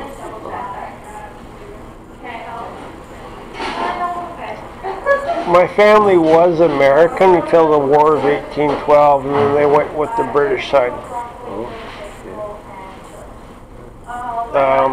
The fort down at Amherstburg, yeah. you can go research my family history there. Apparently my one relative's name is written on the plaque down there and all that kind of stuff. I don't know. Apparently that's how my family ended up with a bunch of property in Windsor, which my grandfather sold off, and he asked my dad if he should sell it off, and Dad advised him to go ahead. Knowing that would be worth today. Exactly. Acres and acres on the Detroit River. Yeah. Uh-huh. If you want to trace the family tree real quick, you can go to the Mormon temple. They got everything on everybody in the world on the computer stick. I haven't heard that one. The guy that wrote the book Roots, you have heard of that? He said he could have saved 2 years research if he'd just gone to the Mormon temple. It's all right there. You can go in and work on the computers yourself. Where's the Mormon temple? Las Vegas, Nevada. It's in the desert area. Okay. It's too bad my uncle passed away. He would have been in there like crazy. Well, he had his American citizenship, so, you know, he could just, he was living in Ohio. With the Mormons, your genealogy has this part you connect up, and that's how you get to heaven or some twisted thing, you know. And so that's what their big thing is tracing everybody in the world. They got everybody connected to it.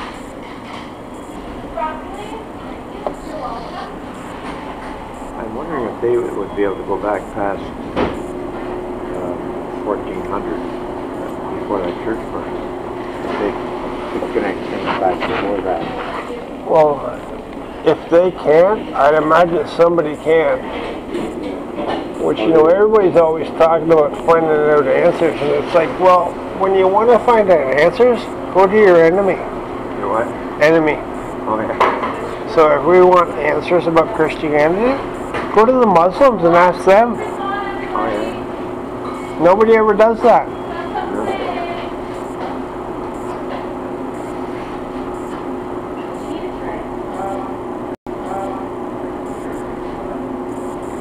Yeah, the Mormon Church has people all over the world. They got hundreds of people. That's all they work on, genealogy on everybody.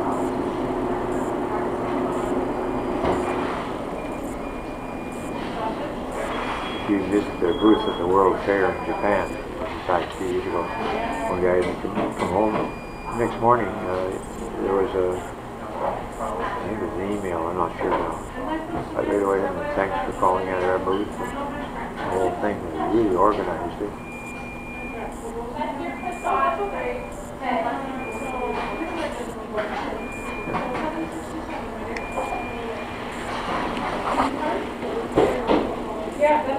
Well, luckily for me, a few members of my family had unique names, like Terza Morgan. You know, messing with the Morgans, oh Jesus. The Morgan family in Wales, they were all religious. And like I said, Morgan was the first church operator down there in the bottom of Virginia or whatever it was. And as far as the DNA goes, I have a lot of questions. I don't know. But the priest that ran the church in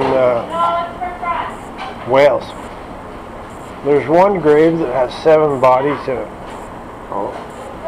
They were all kids, like they were all originally children. I don't know.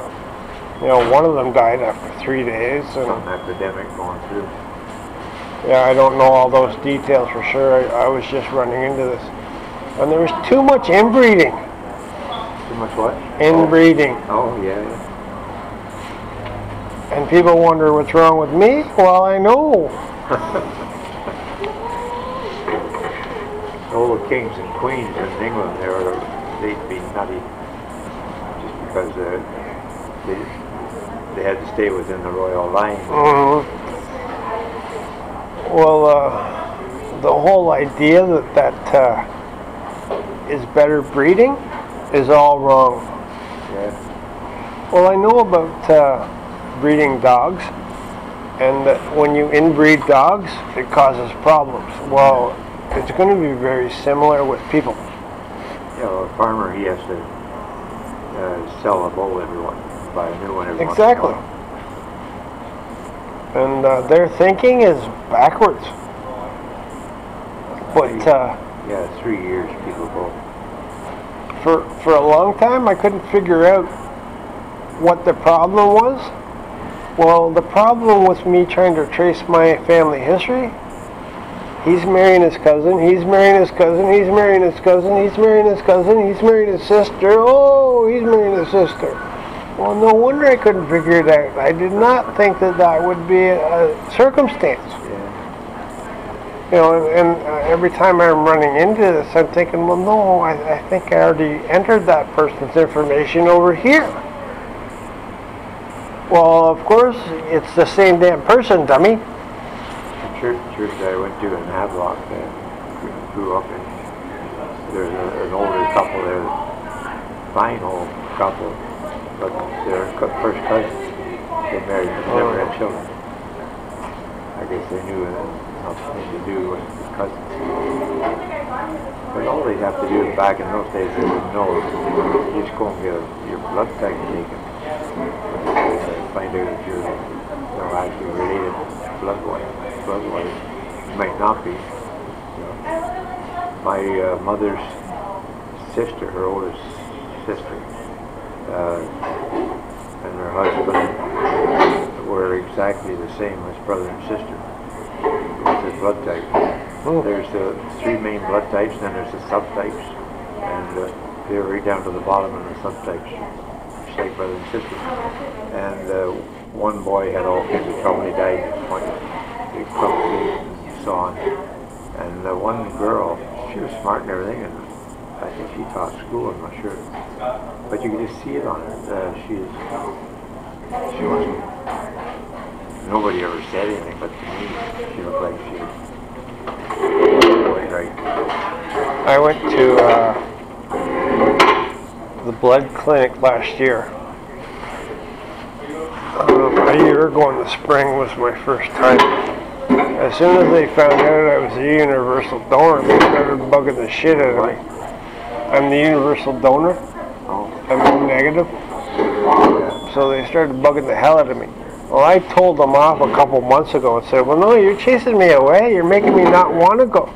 So you're pestering me is defeating the whole purpose of what you're trying to do. They finally quit bugging me. Want you to give blood? Mm-hmm. Oh, because they want a certain type? Or? Oh, yeah. Oh.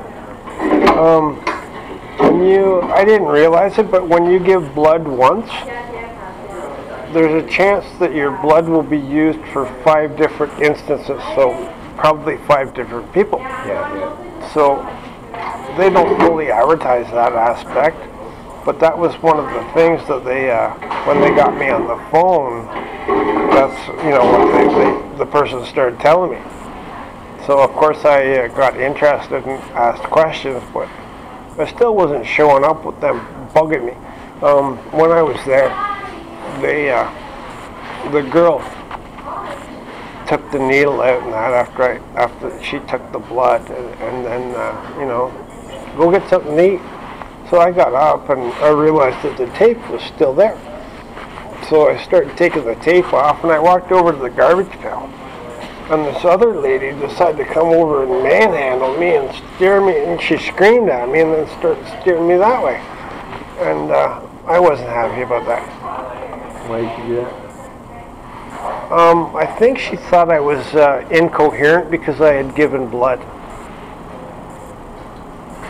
But I don't know. I can't honestly say. She was probably just a medical control freak. Anyways, I reported it and told them I wasn't happy about that. And because I reported it to Toronto, I didn't report it to the Peterborough office. Yeah. Then it came through the chain from the people in Toronto saying, well, why is this person not happy about that person handling them? So, yeah, apparently they made a big to-do about it. I haven't been back since. And then every time they sent me a message, all they did was chase me away. I didn't feel like going back. It was, no, you're making me feel like I don't want to go there, you stupid idiots. So that's why I got mouthy. I don't care if they like it or not.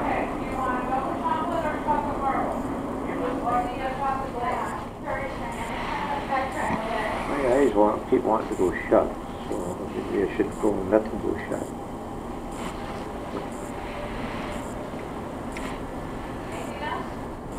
I wouldn't enjoy a movie now. Well, if you can't focus on it, you're not going to enjoy it. Yeah. I just worked around the shop all day today. Yeah, that's what I like best about the job, just tinkering with things. But I didn't get finished putting together 4 more wheels for the train round top that goes on.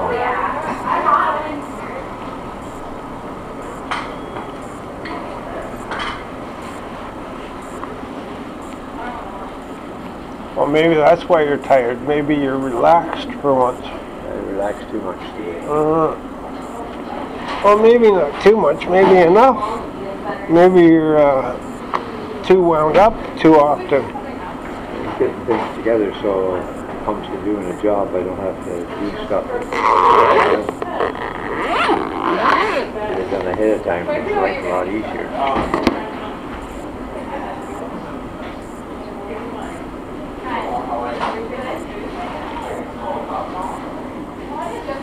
I had to remount all the blinds that The Venetian blind, is that what they're called? They roll down, no. Like those ones over there? Well, the same thing, I guess. But here it's just a big roll right there. It's inside of a box or something. But over thing like that. And I had to take it down to put my windows in and then mount it further out. And when I come to drilling further out, I went in there about an inch, and I was hitting some kind of a metal thing. Putting metal construction in the newer buildings. And they'd use 2-inch screws, so I had to use 1-inch screws to do it, and I had to put plastic slugs in the plasters, so it's all mounted on the plasters. That's a good job. They put the metal on for structural reinforcement.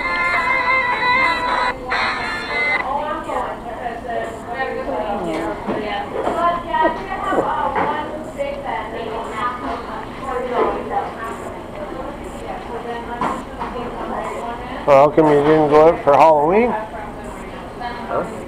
How come you didn't go out for Halloween? Yeah, I'm out for Halloween. It's annoying.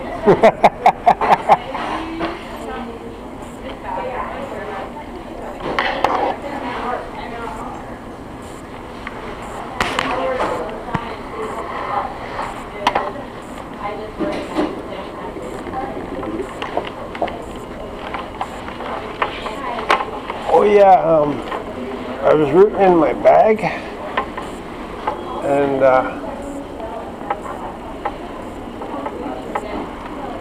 I realized that I had forgotten that I had this with me. I told you should see some of my other magnifying glasses. This way.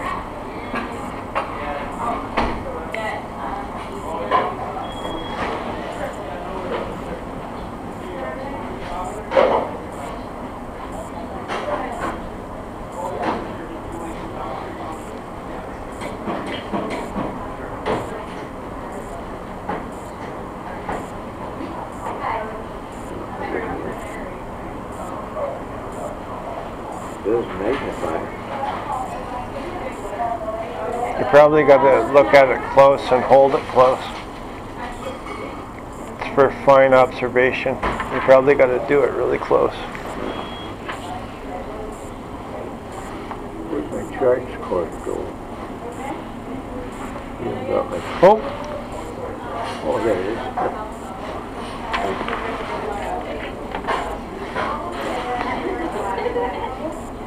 I'm gonna wait until outside actually.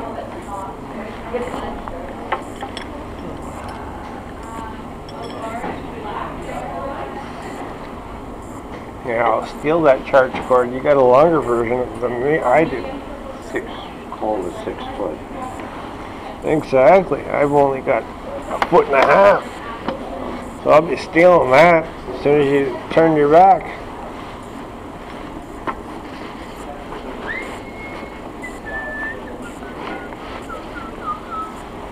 I'm thinking what I'm going to do tomorrow. I'm going to finish putting those wheels together and get my stuff on there.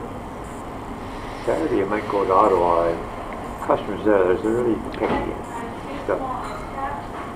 And now they got a problem, so I better get down there before they wreck things.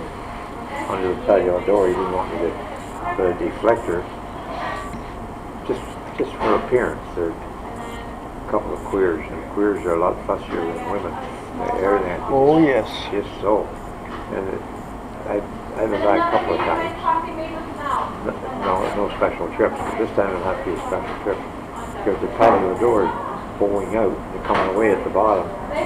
Well, it's because I didn't put the... And I thought, well, we'll see what happens. I may as well have done it because it's just going to wreck the door. They didn't want me to. No, I have to do it because it's going to wreck the door. Sometimes money is no object, but visual appearance is very important. Yeah, to them it's everything. You know? Yes, exactly. I should have told them I can't use it like that, but that gets me in a trip to Ottawa. I I gotta do it.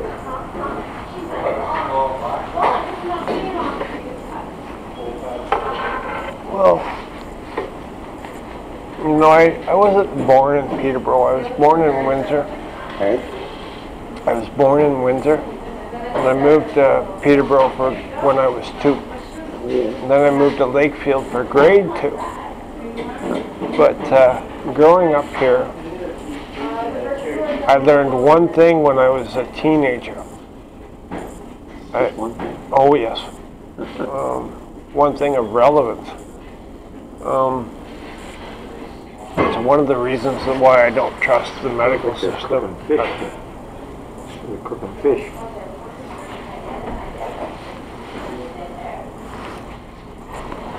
When Donovan was in grade 10, he went to Crestwood, and he had a birthday party, and there was 37 people at his birthday party when he was in grade 10.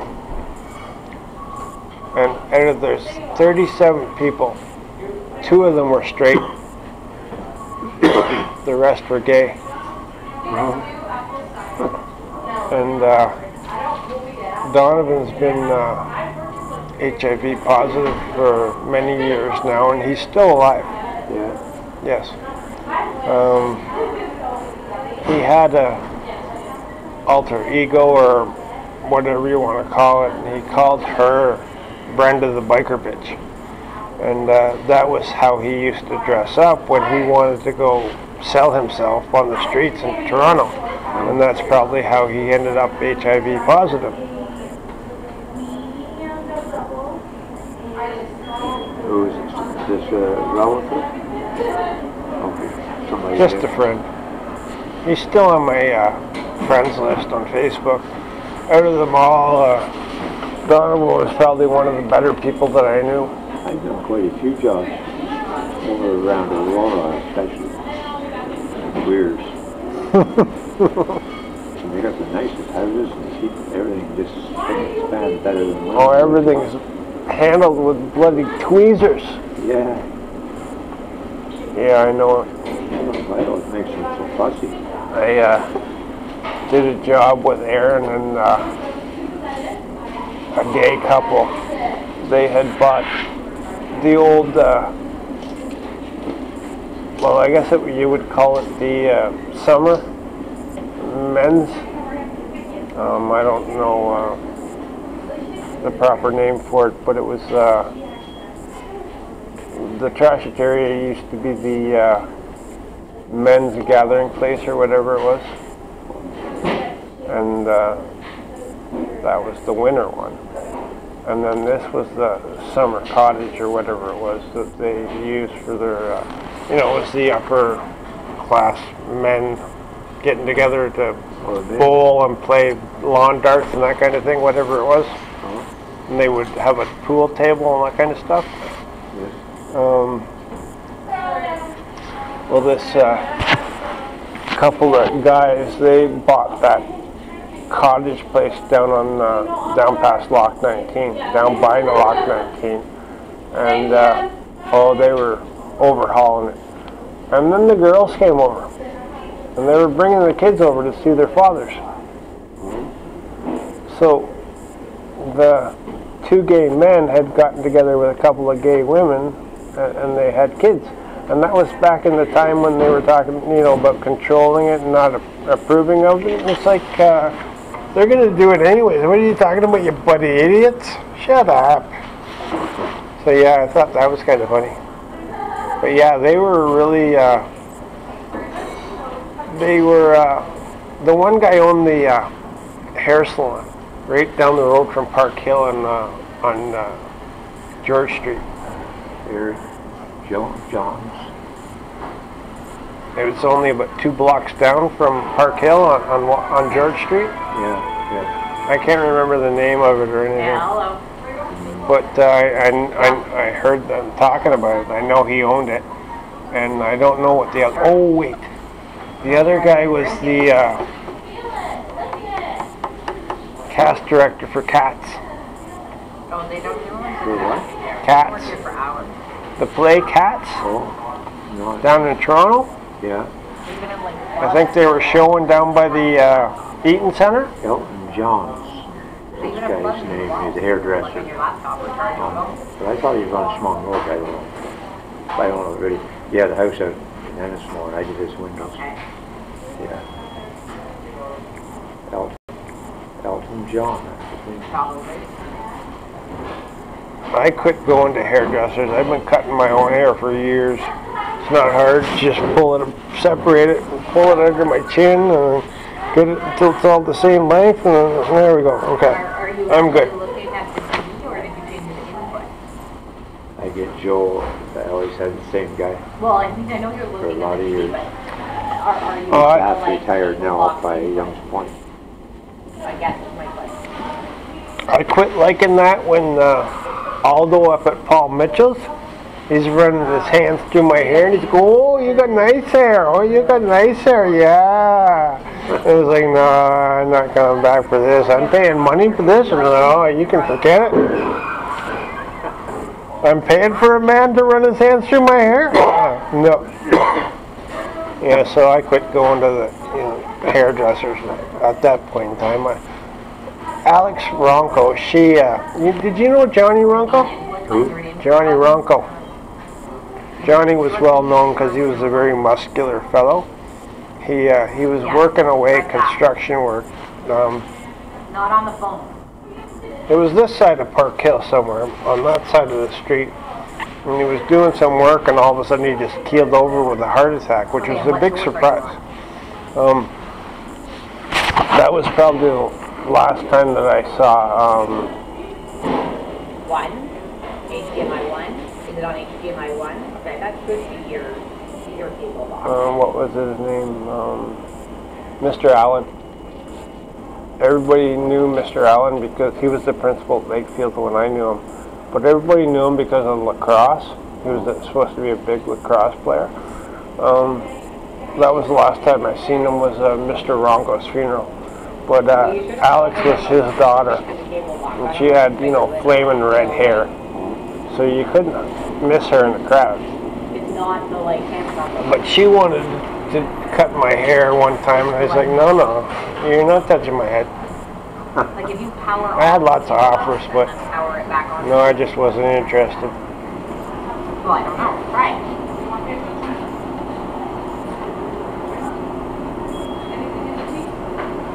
Grandpa? He looks like a grandpa. Maybe. Somebody really looked the part. I don't know, he's still holding his shoulders really high and looking really strong. He doesn't look like he's worn out and he's been beaten up by life. Probably, yeah. Probably shoot straight one time. Well, we could ask him and find out. Tell him we got money riding on this. That's what happens with age. We all change. Some more than others. These guys that I have coffee with in the mornings, they're all old guys, but they're all younger than me. Well, they're learning how to have a personality. Obviously, you're teaching them. I've had to teach a lot of people a lot of things. So many people are stupid. It's not funny. Well, that's what Mr. Katz says. He's a question of Mr. Katz. And he is funny, he says everybody's stupid. Well, it's true. He's not kidding. Yeah, in a way we all are. Well, people don't understand me, but I don't have the values that most people have. If I did have those values, I would have started, I would have kept. My grandfather was big into playing the ponies, and then he would go to Florida. This is how I know Clearwater and Tampa, and I've been to Disneyland and Disney World, whatever you want to call it, whichever one is in Florida. And I've been to Busch Gardens and that kind of stuff. He would play the greyhounds in the winter, and he would come back and play the horses. Well, when I was 13, my cousin, he was 3 years older than me. So So he was old enough to bet, I wasn't. So we would split on a, well, every race. You know, I'd put in $1 and he'd put in $1 and we would bet. And about halfway through the night, Daryl comes up to me and he's giving me trouble, telling me to hurry, because he has to go make the bet for the current race before the time runs out. And finally, I noticed after that he was betting all the dang numbers that I was picking. Well, I'm in Ottawa, and I didn't know about boxing it, but Daryl boxed one of them, and I don't know if that was relevant or not, but we ended up winning. Damn thing paid almost 800 to 1. So on a $2 bet, he got 700 and some odd dollars, and I got 700 and some odd dollars. Plus we'd done a few $15, a few $30, a few $50, you know. So I'm 13 years old and I'm loose in Ottawa with $1,000 in my pocket. But if I had monetary values, I would have kept betting. And that would have been how I spent my summer when I was 13, but I didn't.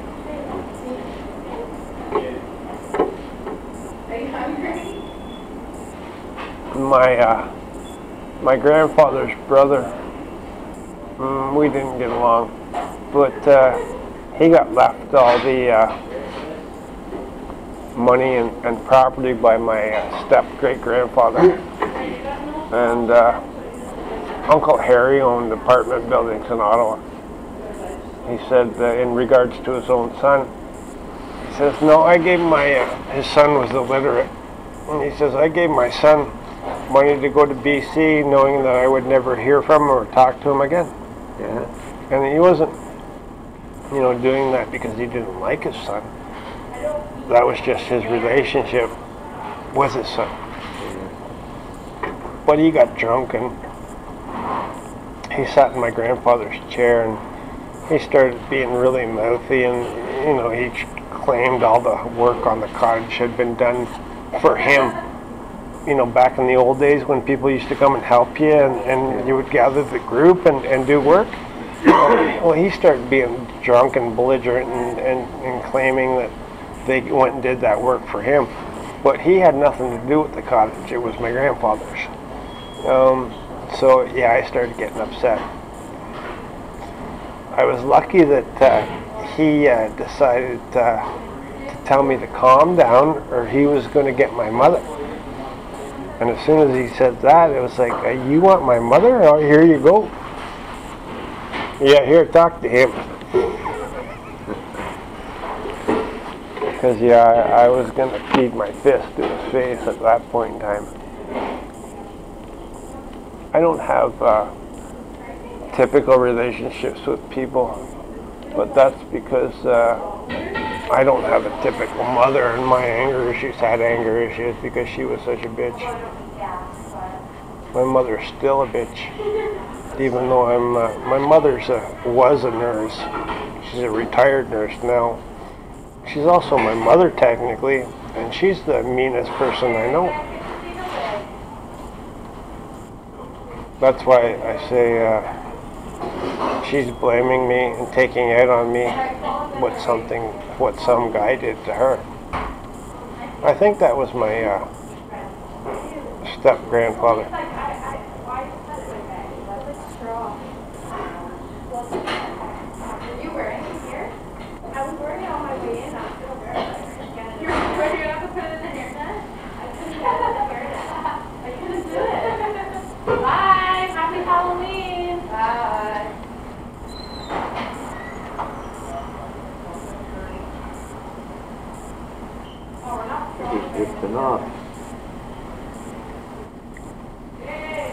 Maybe that's a good thing.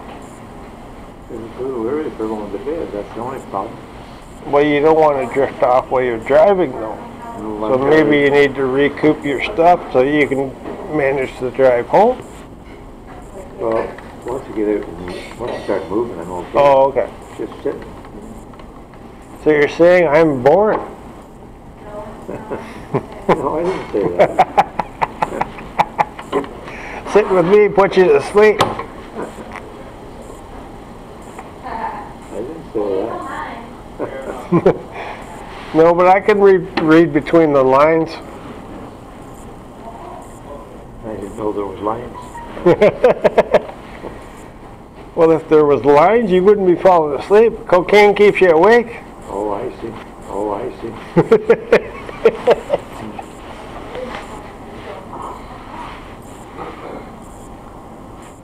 It's one of the aspects that never intrigued me about it. I don't need things that make me go up. I needed things that made me come down. Like I'm feeling good after a day in the shop. I'm a gadget man. I like designing stuff, making stuff. I like tinkering. Pastor at church there told somebody I was a gadget man. The words got back to me. Well, did you ever send them a bill? I was in Walmart getting groceries and this thing up there. It said Sesame Street on it. There was a cookie cutter. It cut cookie, four cookies at a time or something. So I thought, well, if I just buy two of them, put them on the hinge, that would be the answer for doing those Christie's biscuits. So they make them they were breaking them up and they get maybe 2 or 3 out of a biscuit and the rest would all be crumbs and waste. Well, I put this thing together and I mounted it on the lid of a plastic bowl thing with this big, and you just stick the biscuit in it, chomp, chomp, chomp. You get 4 nice shaped biscuits with hardly any waste at all. I see they're using it there now, whoever's doing it.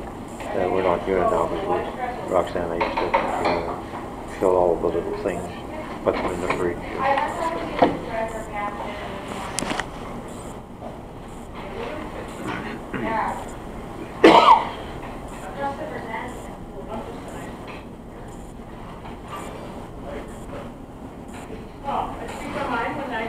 He's good with that thing.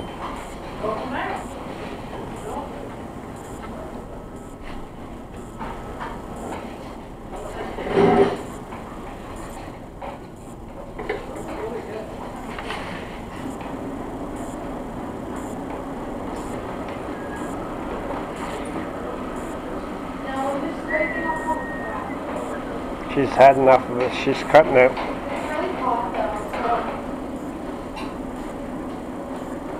Didn't like sitting near us. Yep.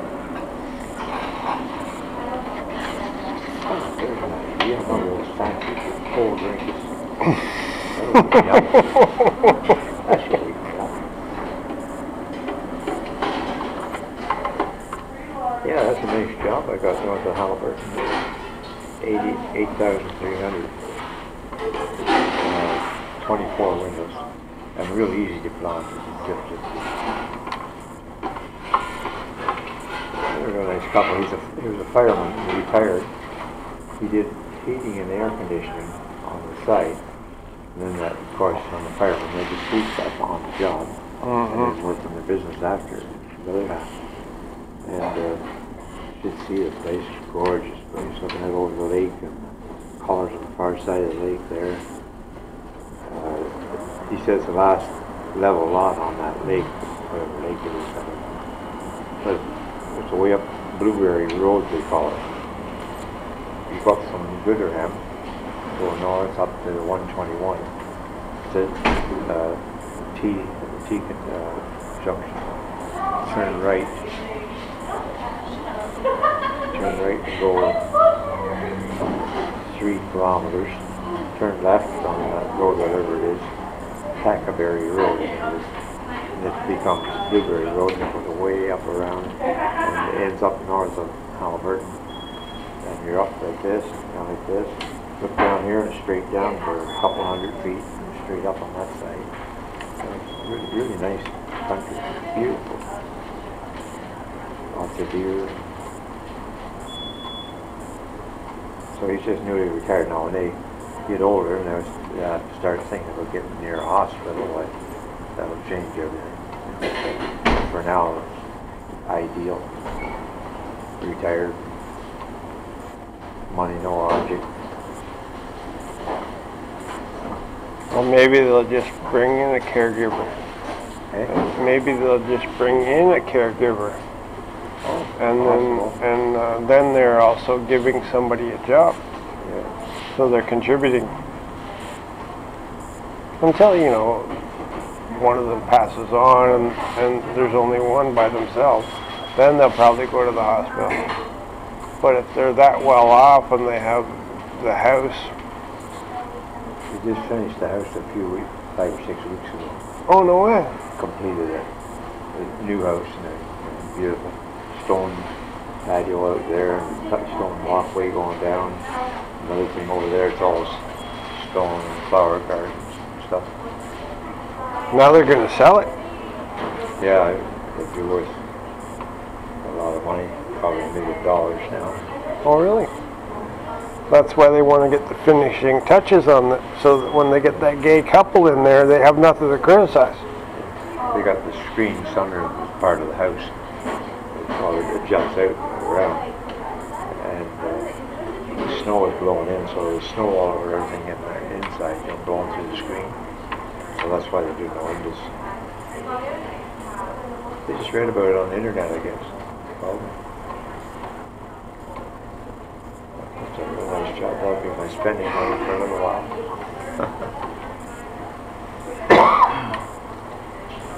That'll pay you back for your dang trailer expenditure and put you ahead a little bit. Yeah. I got the church to do yet, the Presbyterian church, so that's just about $8,000. Oh. The same cost of this. And I did one today. Finished it today. Johnny boy, right? And we got another one, the nice one in the same building, right next door. Number 312. I just did 310 today. 4 big windows. They do the size of that section there.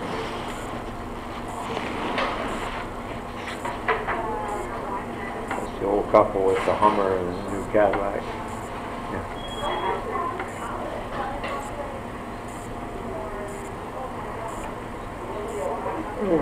I gotta give those, well, I don't know about all Cadillacs, but when those Oriental fellas whacked out that Cadillac pickup, that thing took a beating and they didn't even feel it in the cab. Yeah. I was coming back from the other side of Montreal and you know, I was driving along and I see them in the ditch. And they're right up against the telephone pole. I had a trailer on because I was picking up a car, little Suzuki X90. So I just started slowing down and pulled over.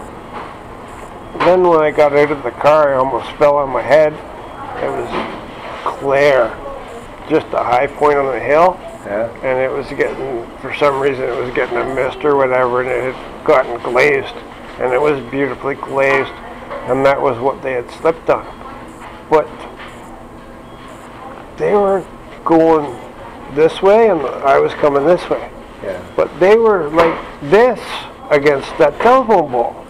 Well, they had gone into the ditch and hit that dang pole on this side, and now their vehicle was on this side, still against the pole. I don't know the truth of it. They were Mandarin. I just stood there with them for a minute and called police 911. And then I said, and if you have somebody that speaks Mandarin, that'll help. Okay. And I said, and watch out for the roads. It's not pretty here. So yeah, the first people that came, they brought flares and they lit them and started sticking them on the ground. And you know, I was saying, well, when you get to this area, you better tell the ambulance and the rescue to slow down before they get here. Oh yeah. So I don't know whatever became of that, but I was long out of there and back on the road on my way to get back to Peterborough. But yeah, that Cadillac pickup, it was still attached on the front end of that dang pole, and it took it well. It took it well, and I don't think they were doing just 80, 100. I think they were doing 160, 170. Oh. They went up the ditch a ways. Oh yes, they went right off the road and down. They were traveling in the ditch for probably about 100 meters, and they were getting farther and farther away from the road. But I figured they slipped on the ice and they weren't expecting it. So Yeah. and they were young. They weren't, you know, they weren't veteran drivers. So Got more money than brains. yes. I like those Cadillac pickups. They're how's that? The back end of the cab goes ahead and you can make it an 8-foot. Slide it back. So it's adjustable. I didn't know that. Somebody was showing me this. Well, see, you're hanging around with the rich people. Yeah. I saw one down there at Tim Hortons there on 115. The guy just steps on it. With that. Yeah, well, I was really impressed with what that dang Cadillac, you know, because pickups usually aren't that tough, right? But that Cadillac pickup, it took a beating, and you didn't even know it took the dang beating. All the stuff had flown out of the back as they were traveling through the ditch.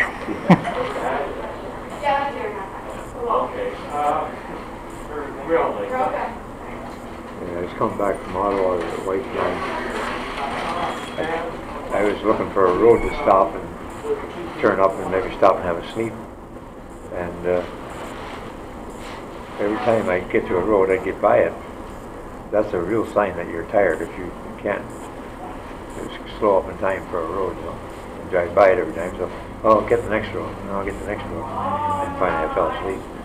And the snowbanks are all this high, but on the side of the road from the snowplow. But there was this one spot where it was only about a foot, and that's where we went in. Just the crust was about 11 inches thick, and Cadillac has everything's pretty much flat on the bottom, like, so there's not like you don't see the muffler there and the gas tank there. It's all pretty flat, and there's a big plate at the front, comes down and kind of like shape like a toboggan a bit, and so the car just slid right along on top. The wheels sunk in, but just slid right along on top. We went for maybe 100 yards. The fence was way back. It went kind of toward the fence, then adjusted and went parallel the fence, and then came to a stop. Had a topper on too. Held with bungee cord, one of the great big toppers, big windows on it. And it moved ahead about a foot, that's all it did. I had some bungees going down to the bump, to the trailer head, to the back, and then some to the mirrors, holding it forward. It stayed on nice, but the tow truck, and the tow truck had the winches out. And we were about 5 feet up from the ground on top of the crust. The tow truck driver came here to dig down to get down underneath the couple of the things. He pulled us on the road. And he said, no, you should start up, your wheels will be all out of balance. He said, full of snow. And sure enough, and so we go along slow and use the brakes once in a while to warm the brakes up to warm it out.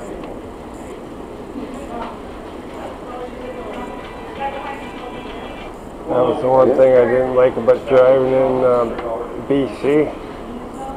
Driving in the mountains and holy jeez. Driving in the mountains and holy jeez, all you can do is smell your brakes cooking. Yeah. Not good. get too hot, they just don't stop it. Uh-huh. Starts melting. Well, that's what James's dad was driving the pickup. He had a king cab. And he says, oh, Jesus is killing my brakes. And I said, gear down. Okay. Oh.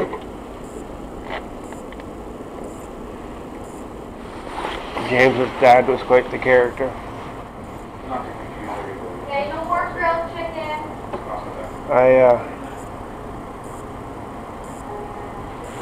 I always remember, you know, when you mentioned about the snowbank. I remember Grandpa was always a speed demon. And we were going around that bend in Maynooth, if you know it. Yeah. The road to go to Halliburton is right there. Yeah. Well,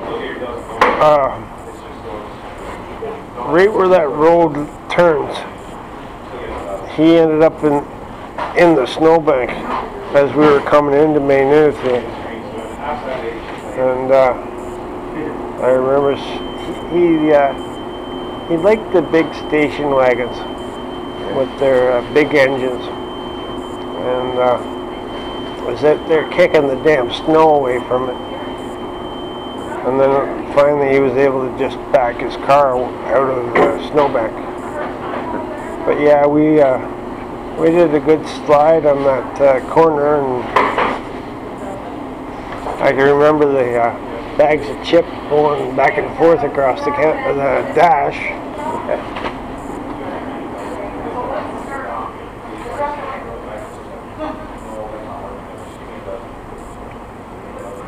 That's a nice drive through from there up to Pembroke. They're going this way and this way and this way.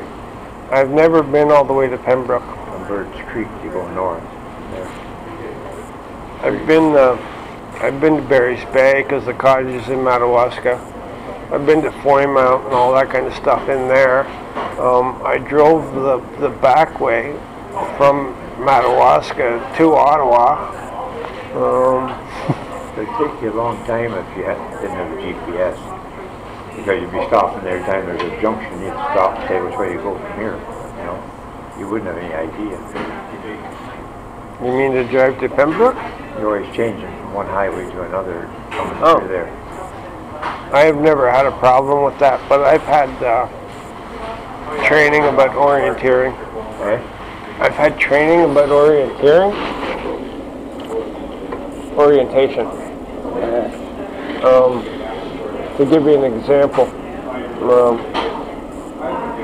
Charlene wanted to go back to Windsor, and Debbie wanted to go shopping. So I got to drive, and Richie hopped in the car, and Charlene got to go back to her house, and then we hopped across the border and we went shopping in Detroit. I did all the driving. I've never driven in Detroit before. Oh, yeah.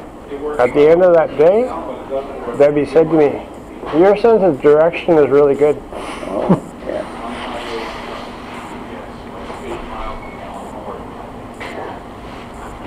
So where are you on Some people are like that in the woods. So the guy who worked for me, his dad would tell you where he's going to come out somewhere. Go through the woods and go right out where the car was or whatever. Some people can do that. I don't know how to do it.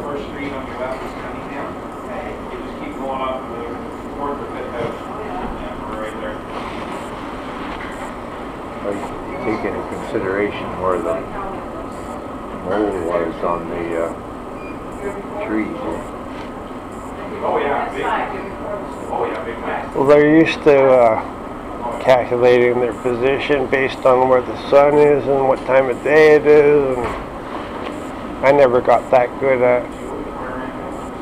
But I did have, you know, my orientation comes from camp, and I went to Pinecrest for 5 years, part of 5 summers, and then my 6th year at camp was at Canmore.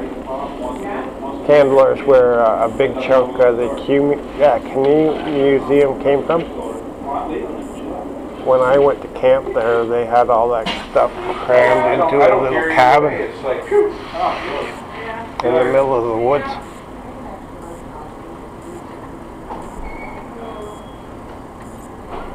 She's ready to drop down. Yeah, well, this is not what I expected for Halloween. I thought there would be a lot more monsters and ghouls and stuff coming in. And, you know, I like to see that environment, but I don't want to be the guy that's spying on or, you know, being inappropriate around little kids because, you know, protective parents, right? So I thought this would be the perfect place to come and sit, and I'd get to see a whole bunch of them, but no. I came at 5. Is it raining? Not really. I don't think so. Usually on Halloween night it's bad to see it rain. Oh, I'd imagine that I must not know the primal regions to go trick-or-treating. 8 drinks later. I know, it's like stop. I know, right?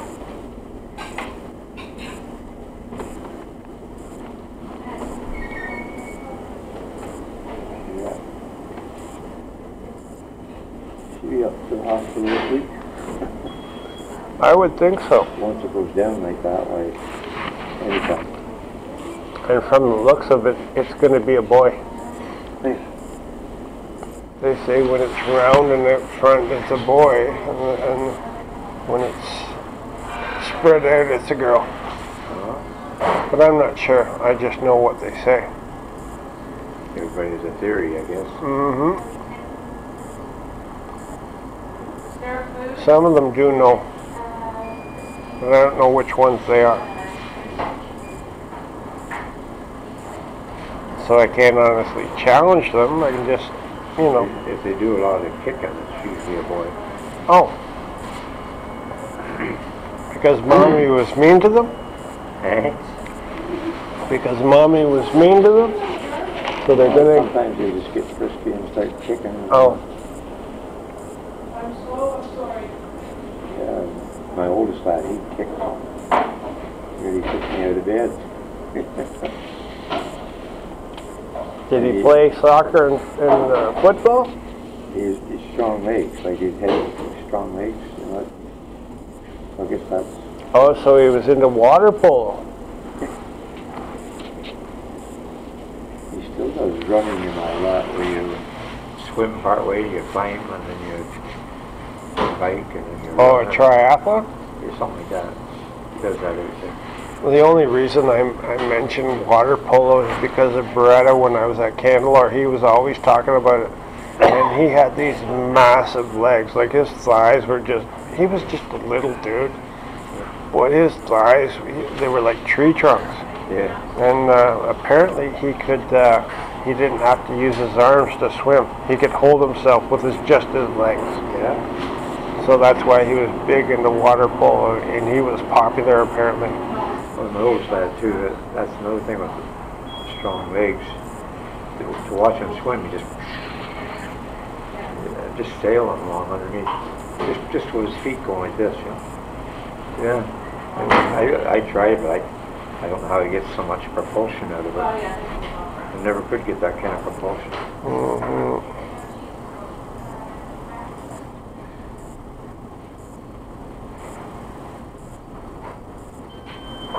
They both got bronze medals. The youngest one in judo, and this lad in the swimming came second for Prince Albert, Saskatchewan, for the Canadian finals. He came second. The other one came second in judo. The one that came second in judo, he went up against a guy that was 8'8", and the guy got him in a bear hug and kept his feet off the ground until he could maneuver him to throw him, you know. That kind of disabled him, keeping his feet off the ground. He couldn't operate.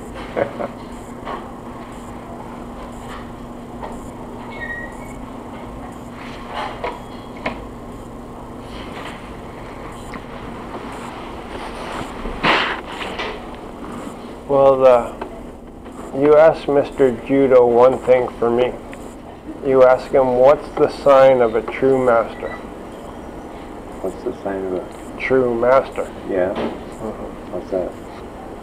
What's a true master? Yeah. Well, What, I didn't catch what you said. I said you asked Mr. Judo Oh yeah. what the sign of a true master is. It's easy to hurt or to kill somebody, but it's very hard to heal them or bring them back to life afterwards. Oh yeah. So the person that deserves to be called master is the person that's the best at healing and helping others. Oh yeah. I don't like the mentality of like hurting people is easy. So I go against that grain. You know, I was big into it before, and you know, I wanted to be able to hurt people. But I finally realized that hurting people is easy. It's all the other aspects that are hard.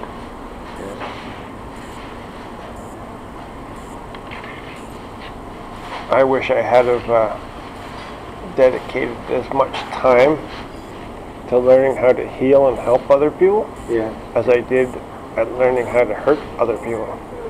The way she was helping the street people was, to me it seemed like they were enabling more than they were helping. She seemed to like that. You know, it wasn't my thing to do. So she was studying to be a true master. She did 5 or 6 weddings, but only got paid for one because none of them had any money that she's doing it for. But she could do it quite cheap because she had tons of stuff herself. In fact, I still have a trailer full of her stuff that she made, you know, did the decorating for the weddings and all that. Why don't you, you have a visa, you have a business, so why don't you just put it on eBay and set it up for sale? You don't have to put a time limit on it. You can just, you know, offer it all as a bulk purchase instead of, you know, whatever you want for it. Just get rid of it. Exactly. I got rid of a lot of it. One couple there, two daughters getting married this summer. Well, the only thing that I'm mentioning it for is because obviously that was what your wife was into. Yeah. So if you start passing it along, you're continuing what she wanted it to do. Yeah. Well, she said, just give it away, she said. Oh. Well, I'm not telling you to do that. I'm telling you to advance yourself. You know, you don't have to be greedy. You can do somebody a favor, and it can be gone. Yeah. But that stuff isn't cheap. Eh? That stuff isn't cheap. No, when it comes to buying it, but that silver bullet I have is a truck box, 8 feet by 9 feet by 16 feet, the box is. And when we moved from Hilliard Street out to where we had the road, that thing was just packed right to the ceiling, solid with flowers and all kinds of stuff for making decorations and stuff. Well, see, then you would get some of your resources back. You'd be able to pile something else in there. Yeah. Well, if somebody wants it, they can have it. I gave 2 loads to a lady that sets up weddings, and my wife used to help her do it. I don't know if she's doing weddings now or not. Maybe she still does. She took a bunch of the stuff anyway. Stuff that she thought she could use. I'd rather she just take the whole thing, but she was picking and choosing. She took the big. Well, she has a big Jeep, a large. Like I think of the Jeep as a small vehicle, but hers is quite large. And she packed that right full. And this other couple packed the back of their half ton, their 3/4 ton, with a cap on it, and packed that full of flowers. So that's what it was more. So I just repacked it there, sitting there. Well, if you decide you want it out of the way, I can come and do something with it and bring you the trailer back after I get rid of it. I suppose if I put it on Kijiji, I might get rid of something. Yeah. I gotta learn how to do Kijiji.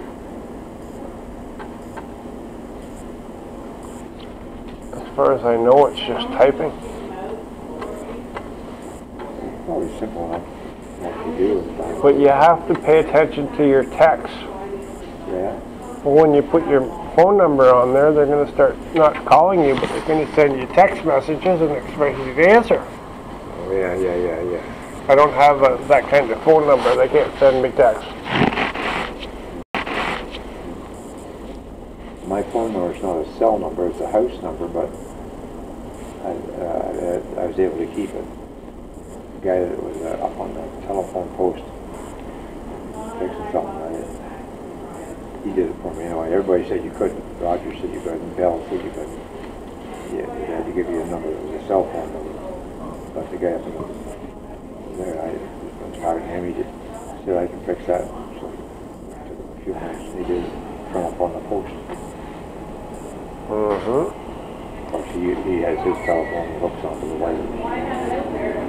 Yeah, I always wanted one of those phones. I didn't want to change my number because I had all my advertising, everything with that number on it. Yep.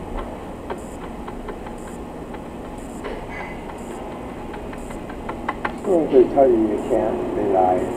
Yep. I think I'll have a fancy drink just for something to do, and then it'll perk me up, and then I'll go home. Okay. Agreed? Sounds good to me. You care for one? No. No? Afraid you have to get up in the night? Exactly. No, I got a couple of drinks waiting for me at home, and I'm going to go to the grocery store anyways. I got all those healthy juices and stuff. Oh. All the juices went unhealthy as of 20 years ago. Eh? All the juices went unhealthy as of 20 years ago. Oh? They used to make them a lot better, and then they changed their formula. They wanted to maximize profits. Yeah. That's the whole name of the game. Exactly.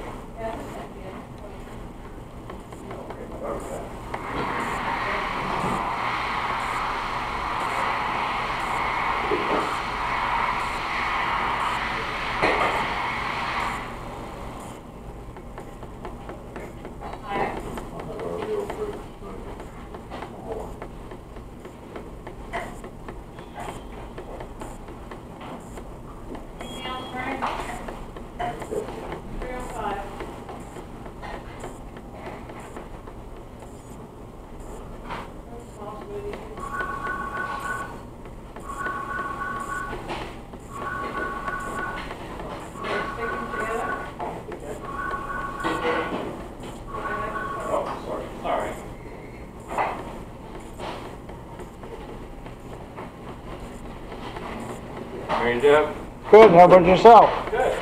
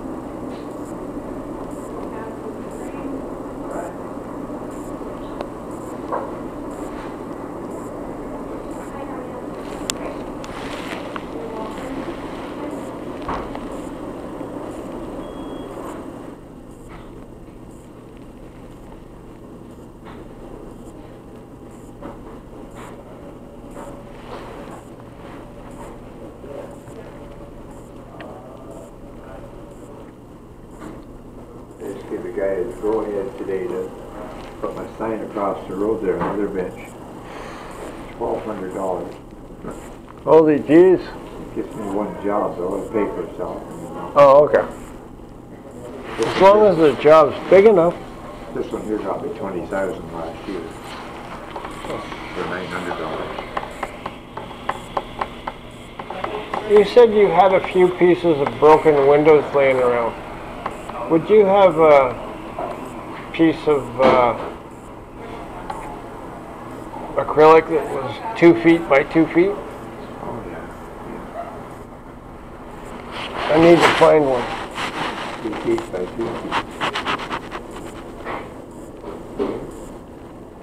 Let's see what I can do. Okay, cool. I've got tons of them, like about a foot and a half by foot and a half. Well, I'm gonna have the vacuum forming machine made. Oh yeah. 2 2 feet by 2 feet. So it has to be 2 feet by 2 feet for the piece to hold it. Exactly 2 feet. Mm-hmm. Okay. Smoothie's ready, Murray. You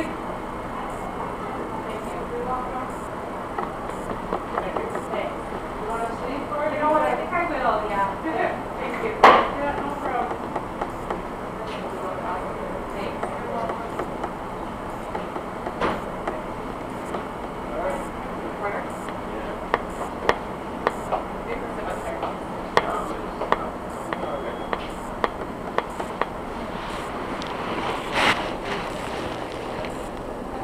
Waiting down here, she's down at the end, she can't really get it this way.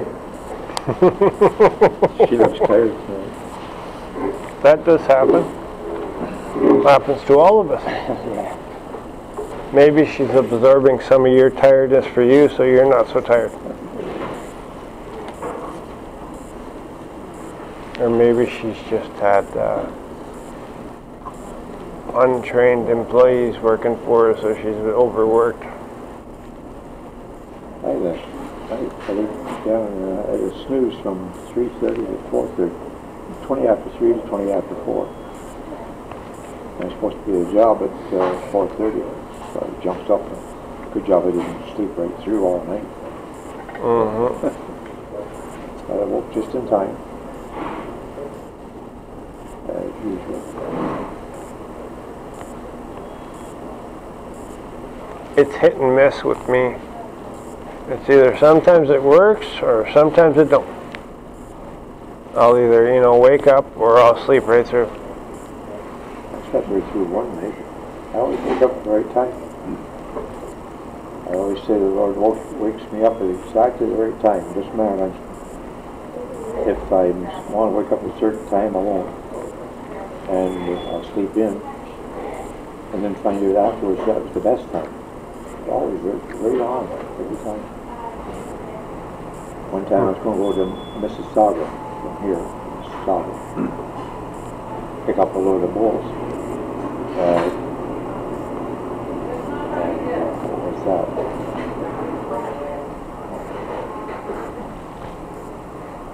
I can't remember the flat tire.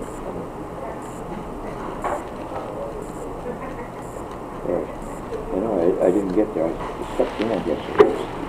And I told him, I hadn't even gotten early yet. The mail was slow getting there. So I'd have been down there all the way to Mississauga for nothing. But as it was, I went from here and up to near Alberta, picked up a cash register from no dollars. Back over to the Bancroft, the body shop there, to check on the car. Sister's getting home. But I made good use of my day. And if I'd have gone to Mississauga, I wouldn't have had pumped in. So, in that case, I slept too long. It turned out the best of the time. Was that when Harper was redoing our postal system? Exactly. That jackass. I had a letter one time addressed, like, with my name on it, but addressed to Wakefield, Saskatchewan. It ended up in my mailbox. Like I said, I'm the only one with my name. My name is older than Christ, but people don't know it for some reason. But I had a lot of respect for our postal system because of the stuff that went on and that kind of thing. And then when Harper happened, all my mail was getting sent back because it didn't have the right address on it now. They changed the highway name from 507 to Highway 23, and now it's called Buckhorn Road. Well, if you didn't have the right address, your mail got shipped. Now the new postal employees recently, people have been addressing the stuff wrong. It's still making it to the mailbox now. But when Harper did all those changes, and he said if your mail doesn't have the right address on it, it's not going to show up. So, yeah, there was all kinds of friggery going on.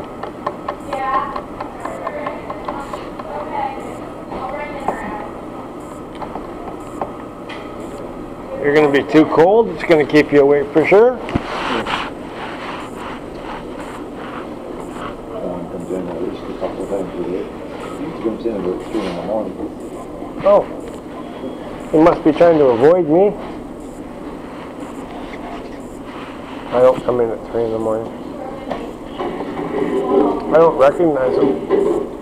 But maybe I just didn't pay attention. He's been coming here for a long time. My wife and I got to know him quite well.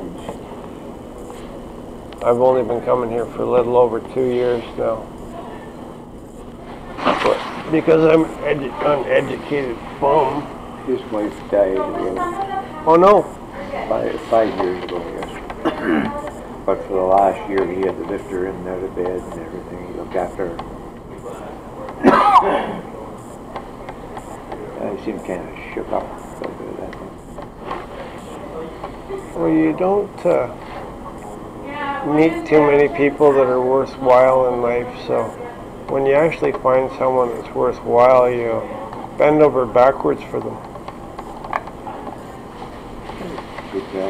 His parents were missionaries to Ethiopia, but Oh.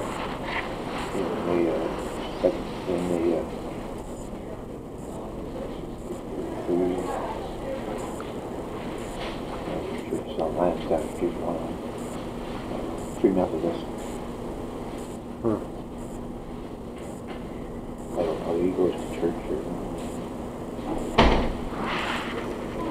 and then his parents retired and then they give him a job in the head office in Toronto.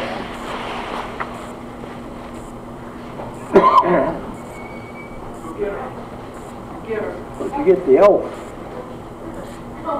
She said, but there's no spider on it. I was like, oh, I was watching that.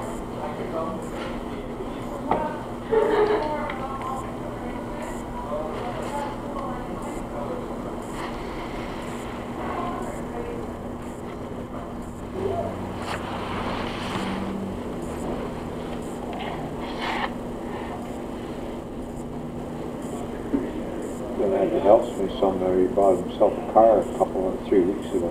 Pardon me? He used one, Honda. And Oh, you mean Aaron? right? You mean Aaron? No, Oh. no, the lad that helps me is Lawrence. Oh, okay. Going yay. I didn't know you had any help. And he helps occasionally. He used to work for me. Oh, okay. He's 23. Black guy from Zimbabwe. He ran into the guardrails the other day. He was telling me that morning it snowed slippery with it. Why he ran into the guardrails? Because it wouldn't be that slippery. Maybe he doesn't know much about cars, and maybe he's got bad bald tires. So he just bought it. I think to pass the safety, you have to a certain percentage of rubber on it. Who knows? Aaron got away with that accident he had, that he wrote that yellow truck off, and he says they didn't even give him they didn't give a damn about it. So who knows what they're deciding is the law and the way things are now.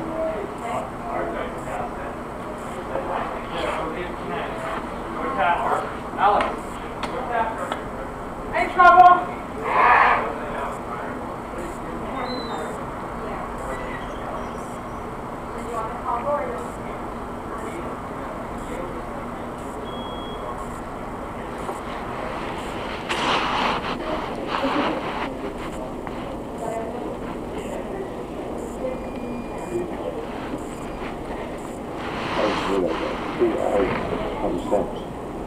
You overpaid. Eh? You overpaid. I think so. Over that. The money big thing, that probably only cost them 10 cents to make. All profit. You forgot the 5 cents for the cup. Oh, the cup would be 15 cents. Oh, okay. Janet said that these cups are more expensive. I asked for one. Well, they might be 20 cents. And one time the guy with me asked for an extra cup. He was making it. He bought an iced tea. He wanted a second cup for the ice or something. And she said, those cups are 16 cents. The Scottish Corners. Countryside. I don't know. Yeah, not countryside. They don't know. After that. Such a big difference. Very small can you get, but they're immigrants. Used to starvation, so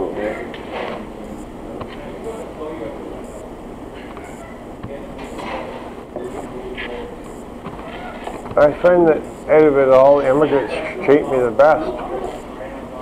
And that's the one thing, people get mouthing off about Muslims and saying all that negative bullshit about, on the religious aspect. And it's like, out of it all, I've never had a Muslim strike me in anger or in any way. I've never actually had a Muslim speak to me negatively or hurtfully. But can I actually say that about Christianity or Catholics or anybody else in Canada? No, I can't. So I tell them to shut up. They don't like it. But they go off about the amount of covering.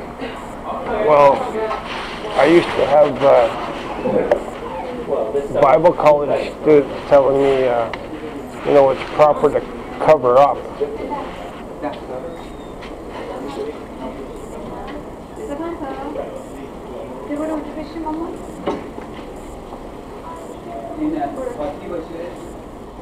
you need a headscarf or something. Well, then the burqa, they're messing up usually in regards to the burqa. And that's why they're mouthing off. But do people have the right to make their own choices? They should. Yeah. So, just because I'm not used to something or whatever, should I have the right to tell them what their choices should be? It's like, coming and telling you what your choices should be. I don't have that right. And all these people seem to think nothing of that. Like, when... Some of them over there go and try to change our customs. Well, there's changing our customs, but then there's trying to fight to have the right for their own. Which I don't agree with changing our stuff, but if they need to change our stuff so that they can have their own rights, well then they need to have that freedom. But when they put that law in Quebec, that's just stupid. But the face covering, that's just stupid. I've been to Quebec. I've been to Mount Trumbull skiing, and I've seen -88 with the wind chill. So to not have face covering. Oh yeah, in case like that where it's cold, yeah. Mm-hmm. Well, that was for the whole province. And I imagine by now, I haven't been there in a few years, but Blackcomb was dumping money into the region. And when they started taking it over years ago, they totally redid the highways and everything else. So I'd imagine that they probably have a damn bus out of Montreal by now that goes there. There's 2 other ski hills right in that area, but they're not as big as Trumbull. But when I was skiing the one time, it was raining on the south side, but it was snowing on the north side. Oh, yeah. So even though you had bought your ticket and it was raining, you could still ski. You just had to go to the other side of the mountain. There's a hill between this side of Eels Creek, the Pastoral Restaurant, and up the hill there. And in the morning we'd be going to Deer Hunt, people pull the top of it and get there. And halfway up the hill, it would start snowing from the top half of it.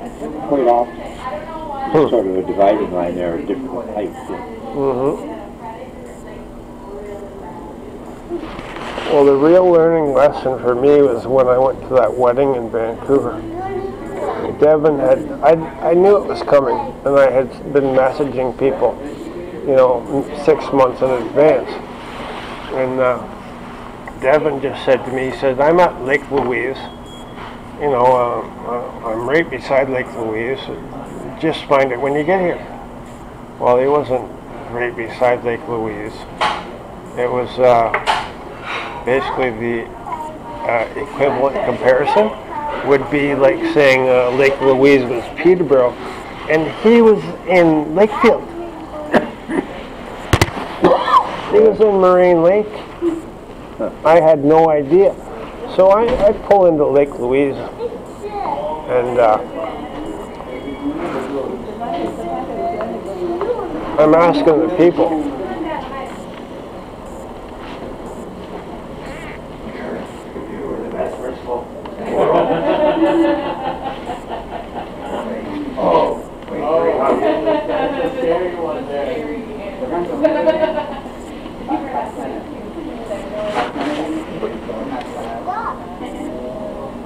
but yeah, I ended up, I went to a couple places, and I went to the gas station, and the person said, no, go ask the lady next door.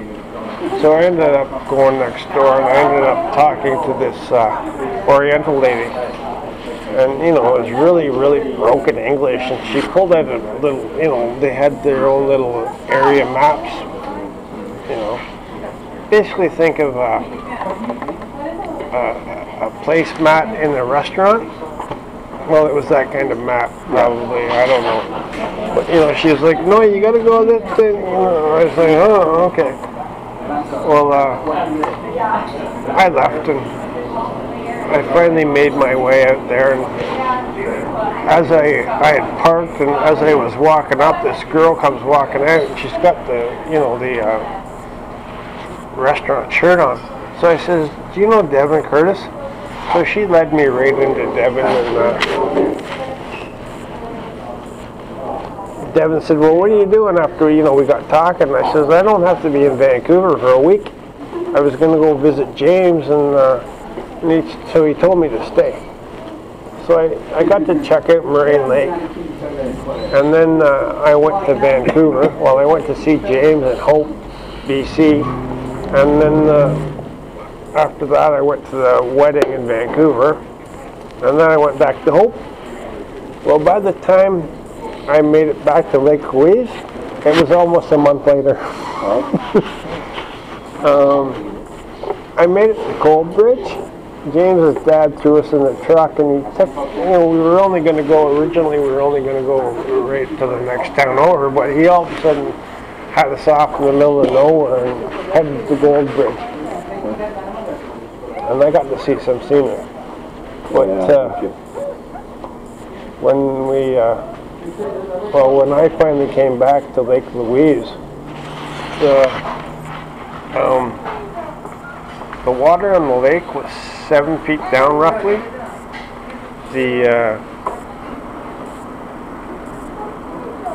The glaciers were no longer melting, so the water was flowing like it had been. Yeah. And it was only September now. Oh yeah. That was a real learning experience for me.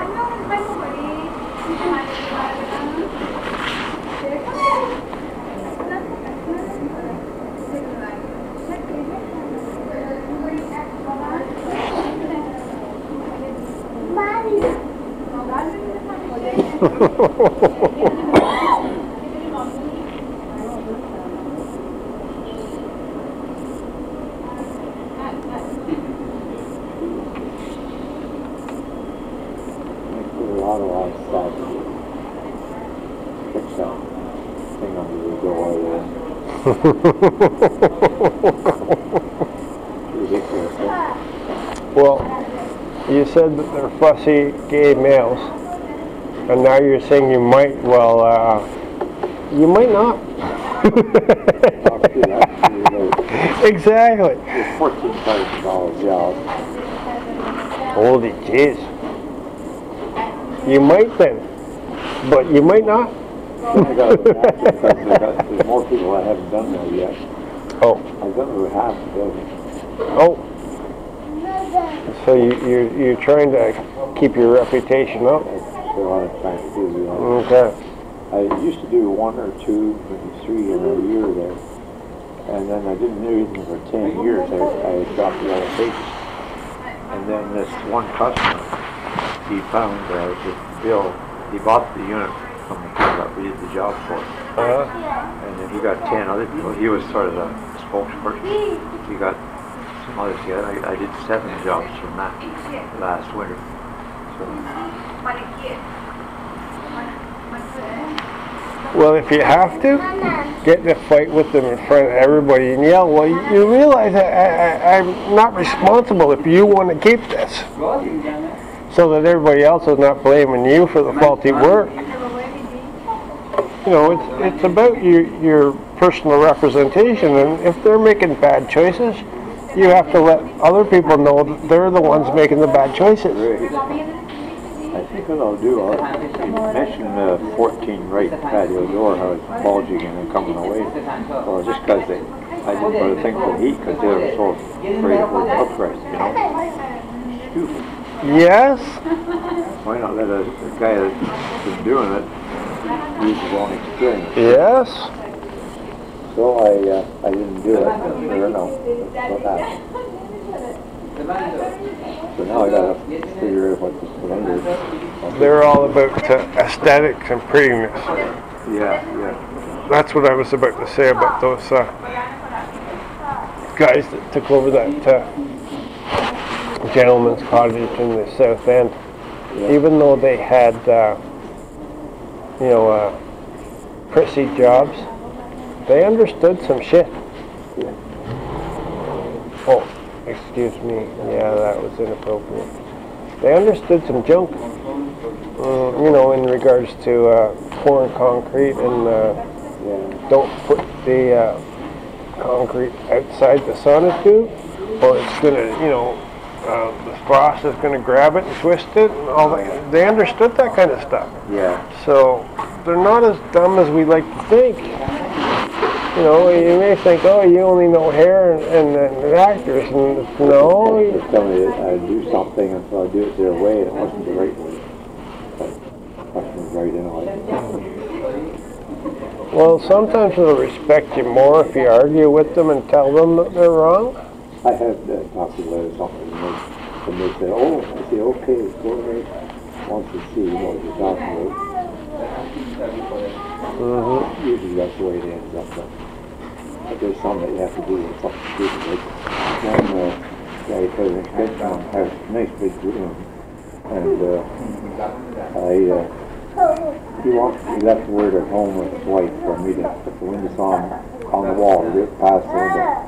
That's real Mickey Mouse, but no reason to. So I did it that way, but she said, well, like to convince me, she said, you know, he built all this. I said, yeah, I can tell. I didn't. My mother decided to redo the kitchen. The dishwasher is over here and the sink is over here. And there's a stone countertop. Yeah. So you know how much it's going to cost to fix that stupid idea? So she just had to replace the fridge that she bought brand new in 2009. So yeah, her shopping ability matches her design ability. I have completely destroyed the house that we lived in, and cost them, went through their fortune with my dad's dad. That's when I was 10 years old, they reached the bottom of it. They're a total money manager, my parents did. But his dad made great money because he had 8 kids, left them all well off, and left the farm to my dad, and some money. But they never said how much to him, but we lived high on top. Until I was 10 years old, we bought a new Willys car, bought a brand new car, and got a big saddle, and bought a new tractor, and we combine, you know, and we kept 2 carpenters there. One carpenter stayed all week and went home on the weekends. The other carpenter drove back and forth to Hastings. For redesign the house, just destroyed it. Just didn't make sense. The house wasn't worth near as much.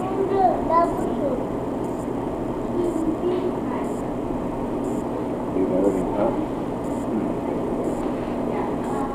Well, at least he's happy. He's missing out on Halloween and he's not complaining. Like, for instance, all the cranberry glass and stained glass that was in the house that had been a church. And they moved it a mile up the road and put it on this farm. Bought this big farm. For those days, it was a big farm, 200 acres. And all the stained glass, took it out, put it away because it's too old-fashioned. And of course, it all gets broke over the years, you know, and stuff. But the modern windows in the old house that just wasn't worth anything with these new modern windows, but they thought it was great. Took all this leaded, or the cranberry glass that was around the front door, took it all out and closed it all in because it's too old-fashioned, trying to modernize. Stupid. No understanding at all? No. That cranberry glass would have been worth a fortune, probably. Yeah, a whole stack of it in the basement there. And stained glass from other areas. Like it had been a church, eh? But we didn't know that until they told us because it didn't look like a church, really. It looked like a big house. But it was a church. They just left everything as it was. The house would be worth a lot more money. They just destroyed it. Sounds like my mother. No, when she decided to rebuild everything, she took down all the door framing. Well, the door framing back then was real wood. Oh, yeah. You know what the new stuff is? It's little imitation wood, yeah. It's that extra hard cardboard wood, whatever you want to call it. Yeah. And then, of course, my mother had a bunch of little ankle biters that were always peeing on the floor. Oh, yeah. What do you think soaked that up? Yeah. No, she's not very smart at all. She has no understanding of design or anything. She dug a bunch of holes in the ground to create ponds. Oh. And the back pond is a closed pond, but the front area is it feeds Lakefield Marsh, technically. By the time it flows in and through, we're directly west of Lakefield Marsh. So it feeds right into Lakefield Marsh.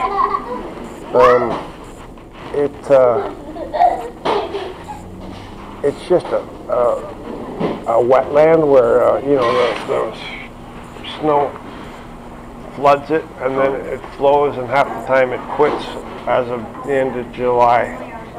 It's no longer flowing. Yeah. But I kept finding little, I don't know, you know, fish by species. Yeah. But when they're little like this, they're minnows, right? I call them minnows. Yeah.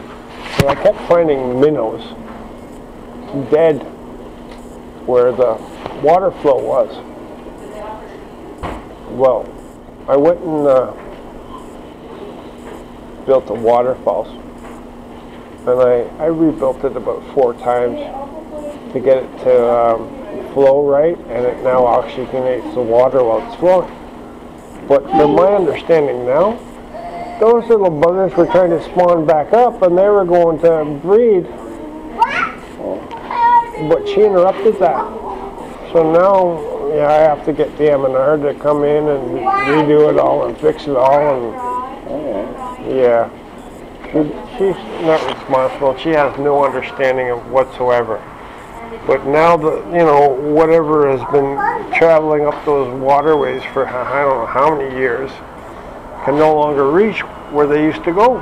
Yeah. And then this year the water was low enough that the little collection area at the bottom, it probably dried out, and I don't know if they would have hidden in the mud or if they would have died, but they wouldn't have been able to escape.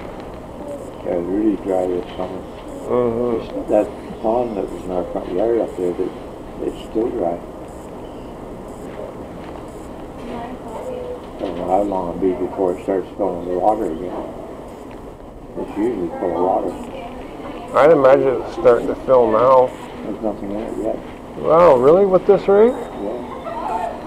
Wow. That's ugly.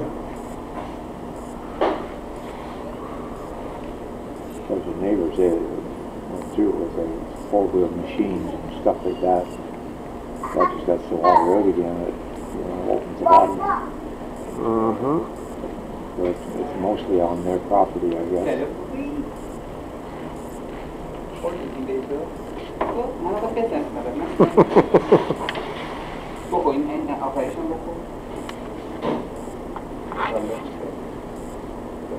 Well, I think I'll fish out.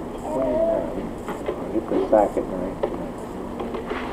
Put in a good day tomorrow.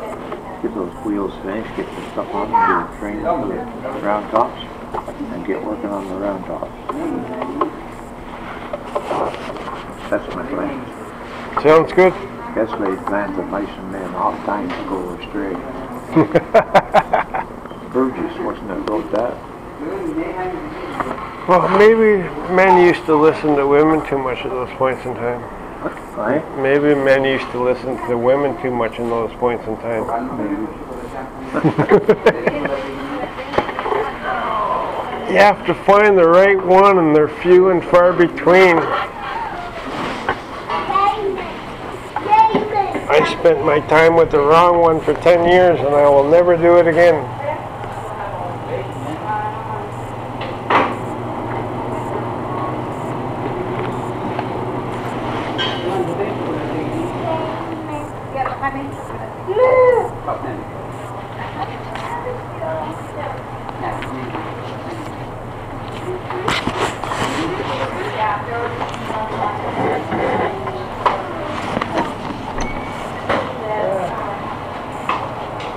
For an hour or 6, he said, you don't know, I think I'd be tired, but I am. Well, I'd imagine it's that you're relaxed. Don't be too relaxed, that's what it is. Mm-hmm.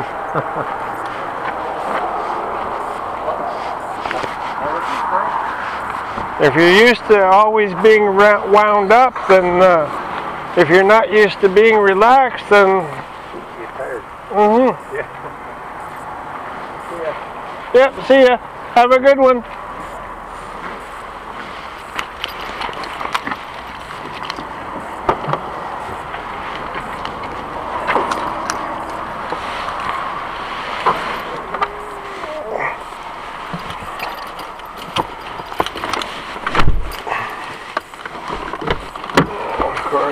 Oh, it's in the door.